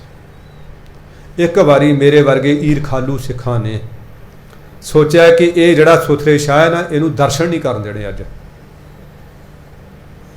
ਬਰਸ਼ੇ ਲੈ ਕੇ ਖੜ ਗਏ ਪਹਿਰੇ ਤੇ, ਸੁਥਰੇ ਸ਼ਾਹ ਤੈਨੂੰ ਹੁਕਮ ਨਹੀਂ ਹੈ, ਜਾ ਵਾਪਸ ਮੁੜ ਜਾ। ਮੁੜ ਗਿਆ। ਦੂਜੀ ਵਾਰ ਕਿੱਥੇ ਚੈਨ ਆਉਂਦੀ ਹੈ, ਕਹਿੰਦੇ ਭੁੱਖੇ ਮੂਰੇ ਭਾਈ ਕਹਾਣੀ, ਉਹ ਹੰਗਾਰਾ ਭਰਨ ਦੀ ਬਜਾਏ ਕਹਿੰਦਾ ਟੁੱਕ, ਕਿਉਂਕਿ ਉਹਦੇ ਅੰਦਰ ਤਾਂ ਹੁਣ ਟੁੱਕ ਦੀ ਰੋਟੀ ਦੀ ਮਤਲਬ ਭੁੱਖ ਜਾਗੀ ਹੋਈ ਹੈ ਨਾ, ਹੁਣ ਉਹਦੇ ਅੰਦਰ ਦਰਸ਼ਨਾਂ ਦੀ ਭੁੱਖ ਜਾਗੀ ਹੋਈ ਹੈ। ਥੋੜ੍ਹੀ ਦੇਰ ਬਾਅਦ ਫੇਰ ਆ ਜਾਂਦਾ, ਥੋੜ੍ਹੀ ਦੇਰ ਬਾਅਦ ਫੇਰ ਆ ਜਾਂਦਾ, ਥੋੜ੍ਹੀ ਦੇਰ ਬਾਅਦ ਉਹ ਵਾਪਸ ਮੋੜੀ ਜਾਂਦੇ ਨੇ। ਹੁਣ ਆਖਰਕਾਰ ਉਹ ਵੀ ਬ੍ਰਹਮ ਗਿਆਨ ਦੀ ਅਵਸਥਾ 'ਤੇ ਸੀ। ਉਹ ਦੇਖ ਲਿਆ, ਓਹੋ ਉਰੇ ਨਾ ਹੁਣ ਕੁਛ ਚਲਿੱਤਰ ਵਰਤਣਾ ਪਾਉਣਾ, ਕੋਈ ਉਰੇ ਕਪਟ ਕਰਨਾ ਪੈਣਾ ਗੁਰੂ ਦੇ ਦਿਦਾਰਿਆਂ ਵਾਸਤੇ। ਉਹਨੇ ਪੰਡ ਬੰਨੀ ਰੇਤੇ ਦੀ, ਕੱਕੇ ਰੇਤ ਦੀ, ਸਤਲੁਜ ਦਰਿਆ 'ਤੇ ਗਿਆ, ਉੱਥੇ ਪੰਡ ਬੰਨ ਲਈ, ਆਲੇ ਦੁਆਲੇ ਝਾੜਦੀ ਚੰਗੀ ਤਰ੍ਹਾਂ ਕਿ ਬਾਹਰ ਰੇਤਾ ਨਾ ਦਿਸੇ, ਸਿਰ 'ਤੇ ਚੱਕ ਲਈ, ਪਸੀਨੋ ਪਸੀਨੀ ਹੋਇਆ ਆਉਂਦਾ। ਉਹ ਕਹਿੰਦੇ ਸੁਥਰੇ ਸ਼ਾਹ ਤੈਨੂੰ ਕਹਤਾ, ਤੈਨੂੰ ਨਹੀਂ ਦਰਸ਼ਨ ਦੇ ਦਿਦਾਰੇ ਦੀ ਆਗਿਆ ਹੈ ਅੱਜ। ਉਹ ਕਹਿੰਦੇ ਭਰਾਵਾ ਨਾ ਦਿਦਾਰੇ ਕਰਾਓ, ਮੈਂ ਤਾਂ ਖੰਡਤਾ ਲੈ ਕੇ ਜਾਣੀਆਂ ਹੁਣ ਲੰਗਰਾਂ ਵਾਸਤੇ, ਖੰਡਤਾ ਮੈਂ ਲੈ ਕੇ ਜਾਵਾਂ, ਹੁਣ ਮਹਾਰਾਜ ਨੂੰ ਭੇਟਾ ਕਰਨੀ ਹੈ, ਭੇਜੀ ਹੈ, ਹੁਣ ਉਹ ਵੀ ਕਿਵੇਂ ਰੋਕਣ। ਖੰਡ ਜਾ ਕੇ ਸਤਿਗੁਰੂ ਦੇ ਚਰਨਾਂ 'ਚ ਟੇਕੀ। ਹੁਣ ਸਤਿਗੁਰੂ ਨੂੰ ਨਹੀਂ, ਪੰਡ ਨੂੰ ਮੱਥੇ ਟੇਕ ਰਿਹਾ ਪਰਿਕਰਮਾ ਕਰਕੇ। ਮਹਾਰਾਜ ਹੁਣ ਅੰਤਰਜਾਮੀ, ਦਿਲਾਂ ਦੀਆਂ ਜਾਣਨ ਵਾਲੇ, ਕਹਿੰਦੇ ਸੁਥਰੇ ਸ਼ਾਹ ਇਹ ਕੀ ਮਾਜਰਾ ਹੈ, ਮਹਾਰਾਜ ਇਹਦੇ ਕਰਕੇ ਤੁਹਾਡੇ ਦਿਦਾਰੇ ਹੋਏ ਨੇ, ਮੈਨੂੰ ਕਿੱਥੇ ਆਉਣ ਦੇ ਰਹੇ ਸੀ। ਦੇਖੋ ਦੁਪਹਿਰਾਂ ਵੀ ਟੱਪ ਗਈਆਂ, ਸਵੇਰ ਦਾ ਮੈਂ ਲੂੰਦਾ ਫਿਰਦਾ, ਭੁੱਖਾ ਮਰ ਰਿਹਾ, ਮਤਲਬ ਭੁੱਖ ਤਾਂ ਲੱਗਦੀ ਓ ਨਹੀਂ, ਔਰ ਭੁੱਖ ਤਾਂ ਸਾਡੇ ਵਰਗੇ ਨੂੰ ਲੱਗਦੀ ਹੈ। ਮਹਾਰਾਜ ਦੁਪਹਿਰਾਂ ਹੋ ਗਈਆਂ, ਮੈਨੂੰ ਦਿਦਾਰੇ ਨਹੀਂ ਕਰਨ ਦੇ ਰਹੇ, ਇਹਦੀ ਮੈਂ ਪਹਿਲਾਂ ਤਾਂ ਇਹਦਾ ਤਾਂ ਧੰਨਵਾਦ ਕਰਦਾ, ਤੁਹਾਡਾ ਤਾਂ ਮੈਂ ਬਾਅਦ 'ਚ ਕਰਾਂਗਾ, ਇਹਦੀ ਕਿਰਪਾ ਨਾਲ ਤੁਹਾਡੇ ਦਰਸ਼ਨ ਹੋਏ ਨੇ। ਉਹਦਾ ਕਰਕੇ ਫਿਰ ਮਹਾਰਾਜ ਦੇ ਚਰਨਾਂ ਨੂੰ ਚਿੰਬੜਿਆ, ਜਿਵੇਂ ਚੰਦਨ ਦੇ ਦਰਖਤ ਨੂੰ ਨਾ चंदन दीयां गेदियां नूं सप लिपटदे ने। फिर गुरु दे चरनां लिपटिया, रो रो के दस्सिया महाराज बड़ा औखा समा लंघिया तुहाडे ददारियां तो बगैर। हुण महाराज जी यही कह रहे हैं, कहते ओंकार जो कोई लख भी लवे, जिहदे अंदर बहुत ज़्यादा चाह होवे, सोई लख मिटना ना होई। वो जिहड़ा देखना है ना, वो इन्ना वधिया हुंदा है, इन्ना मिठा हुंदा है कि उहनूं भुलाया नहीं जा सकदा। उस नूं अखों ओहले नहीं किया जा सकदा, उहदे ददारियां नूं, उस नज़ारे नूं। कई बारी आपां बाहर घूम के आए हैं पहाड़ां ते जां इधर साउथ इंडिया वाले समुद्रां वाले पासे, जिहड़े पाओ नज़ारे देखे ने, साध संगत चाहे देखण नूं 20-20 साल हो गए, पर आपां नूं ना होना ही लगदा यार हाँ उत्थे ऐदां दा नज़ारा ऐ, मतलब है ना, वो आपां नहीं भुला सकदे, क्योंकि साडे लई वो अजीबो गरीब नज़ारा सी। पर साध संगत जी जिहड़ा है ही बसमाद रूप परमात्मा, जिहड़ा है ही अजीब, जिहड़ा है ही अजीब, जिहदे ओहदे ददारे कर ले, वो किवें भुलाएगा। वैसे तो ओहदा परमात्मा दा असूल ये है कि वस आया फिर छोड़ ना जाई, ये रीत भली भगवंत है। फिर कहने जे वो एक बारी ददारे दे देवे, अंदरों प्रगट हो जाए, फिर वो अखां तो ओहले हुंदे ही नहीं। चलो किसी कारण हो भी जाए, शरीरक तौर पर सानू किते उरां परां भेज दे, साध संगत जी उहदे ददारे उहदे कहने उन्हां मिटिया नहीं जा सकदा, सो उहनूं मिटिया नहीं जा सकदा, है ना। सो साध संगत जी समा हो गया। समा एक इहो जी चीज़ है जिहड़ा किसी दी लिहाज नहीं रखदा, ना ये देखदा कि ये आनंद च बैठे ने, ना ये देखदा कि दुख च बैठे ने, इन्हें लंघे जाना हुंदा है। हाँ दुख वाला समा सानू लंबा लगदा है, हुंदा वो भी 60 मिनटां दा ही घंटा है, तो आनंद वाला घंटा जिहड़ा वो भी 60 मिनटां दा ही हुंदा है। पर सानू जिहड़ा आनंद वाला घंटा वो ऐ लगदा यार भी ये तां 5-4 मिनटां च ही लंघ गया, पर जिहड़ा दुख वाला घंटा हुंदा वो सानू ये लगदा कि यार भी 6 महीने हो गए समा मुक्कण च ही नहीं आउंदा हैगा ना। चलो ये अगे आपां बाबा जी दे मुखारबिंद तो सुणांगे। साध संगत जी ये बाणी दी बोली बहुत औखी है। एक दूसरे नंबर ते ब्रह्म ज्ञान दीयां गल्लां ने। मेरे वर्गा फरशां दा कीड़ा ये अरशां दीयां गल्लां नूं पूरी तरह खोल के बयान नहीं कर सकता, बहुत औखा काम है, बहुत औखा काम है। मैं हुण सिंगापुर गई नहीं, मैं सिंगापुर दा हाल किवें दस दांगा। हाँ थोड़ा बहुता जो पढ़िया कोई रट्टा रुट्टा लाया वो दस दांगा, पर हुण बाबा जी तां अवस्था उची है, वो इस नूं होर भी वधिया तरीके नाल खोल के सानूं दसणगे। आपां उन्हां दे मुखारबिंद तो सुणांगे। सो अपनी बेबसी दी, अपनी मजबूरी दी, अपनी लाचारी दी, अपनी गुस्ताखियां दी हथ जोड़ के मुआफ़ी मंगदे। अगे वास्ते असीस दिओ कि महाराज बाणी दा बोध बख्शण, बाणी दा ज्ञान बख्शण, बाणी दा रस आपां सारिआं नूं बख्श देण, ताकि फिर सानूं नितनेम करना, रहरास करनी साडा शौक बन जाए, साडा चाव हो जाए। क्योंकि जिहड़ा मैं देखिया ना दुकानदार रूंगा दिंदा सी पहलां आपां नूं छोटे हुंदिआं नूं, आपां उहदी दुकान ते जांदे हुंदे सी, जिहनूं झूंगा भी कहंदे ने, कई पिंडां 'च साडे पिंडां 'च रूंगा कहंदे ने। वो मिट्ठी गोली कोई बिस्कुट दिंदा सी, असीं भੱਜ के उसी दुकान ते जांदे सी। जे किते गुरु महाराज इस तर੍ਹਾਂ सानूं नितनेम करदिआं, रौल लाउंदिआं, ਰਹਿ ਰਸ ਕਰਦਿਆਂ ਜਾਂ ਸਹਿਜ ਪਾਠ ਕਰਦਿਆਂ ਕਿਤੇ ਨਾਮ ਰਸ ਦਾ ਝੂੰਗਾ ਦੇ ਦੇਣ, ਸ਼ਾਇਦ ਆਪਾਂ 1 ਘੰਟੇ ਦੀ ਜਗ੍ਹਾ ਤੇ 2 ਘੰਟੇ ਲਾ ਦਈਏ। 2 ਘੰਟੇ ਲਾਉਂਦਿਆਂ ਹੋ ਸਕਦਾ ਬਾਬਾ ਜੀ ਜਿਵੇਂ ਕਹਿੰਦੇ 6-6 ਘੰਟੇ ਬੈਠੇ ਆਪਾਂ ਐਂ ਬੈਠ ਜਾਈਏ। ਇਹ ਤਾਂ ਪਰ ਹੁਣ ਉਹਦੇ ਮਾਲਕ ਦੀ ਮਰਜ਼ੀ ਹੈ ਨਾ, ਉਹ ਰੂੰਗਾ ਦੇਵੇ ਚਾਹੇ ਨਾ ਦੇਵੇ। ਅਸੀਂ ਤਾਂ ਆਪਣਾ ਲੋੜਵੰਦ ਦੀ ਜਿਹੜੀ ਚੀਜ਼ ਹੈ ਉਹ ਤਾਂ ਖਰੀਦਣੀ ਖਰੀਦਣੀ, ਨਿਤਨੇਮ ਸਾਡੀ ਲੋੜ ਹੈ, ਰਹਿ ਰਸ ਸਾਡੀ ਲੋੜ ਹੈ, ਸਹਿਜ ਪਾਠ ਸਾਡੀ ਲੋੜ ਹੈ, ਉਹ ਤਾਂ ਅਸੀਂ ਕਰਨਾ ਹੀ ਕਰਨਾ। ਹੁਣ ਇਹ ਮਹਾਰਾਜ ਦੀ ਮਰਜ਼ੀ ਹੈ। ਹਾਂ ਮੰਗਣਾ ਜ਼ਰੂਰ ਹੈ, ਬੇਨਤੀ ਉਹਦੇ ਚਰਨਾਂ ਜ਼ਰੂਰ ਕਰਨੀਆਂ। ਸਤਿਗੁਰੂ ਸਾਡੇ ਵੱਸ ਦੀ ਗੱਲ ਨਹੀਂ ਕਿ ਅਸੀਂ ਗੁਰਬਾਣੀ ਦਾ ਰਸ ਨਿਚੋੜ ਕੇ ਪੀ ਸਕੀਏ, ਇਹ ਤਾਂ ਹੁਣ ਤੂੰ ਹੀ ਕਿਰਪਾ ਕਰੇ ਤਾਂ ਹੀ ਅਸੀਂ ਇਸ ਰਸ ਨੂੰ ਮਾਣ ਸਕਦੇ ਹਾਂ। ਆਪਾਂ ਸਾਰਿਆਂ ਨੂੰ ਗੁਰੂ ਮਹਾਰਾਜ ਤੋਂ ਉੱਠ ਕੇ ਇਹ ਦਾਤ ਬਖਸ਼ਣ। ਸਾਧ ਸੰਗਤ ਜੀ ਵਾਹਿਗੁਰੂ ਜੀ ਕਾ ਖਾਲਸਾ, ਵਾਹਿਗੁਰੂ ਜੀ ਕੀ ਫਤਿਹ।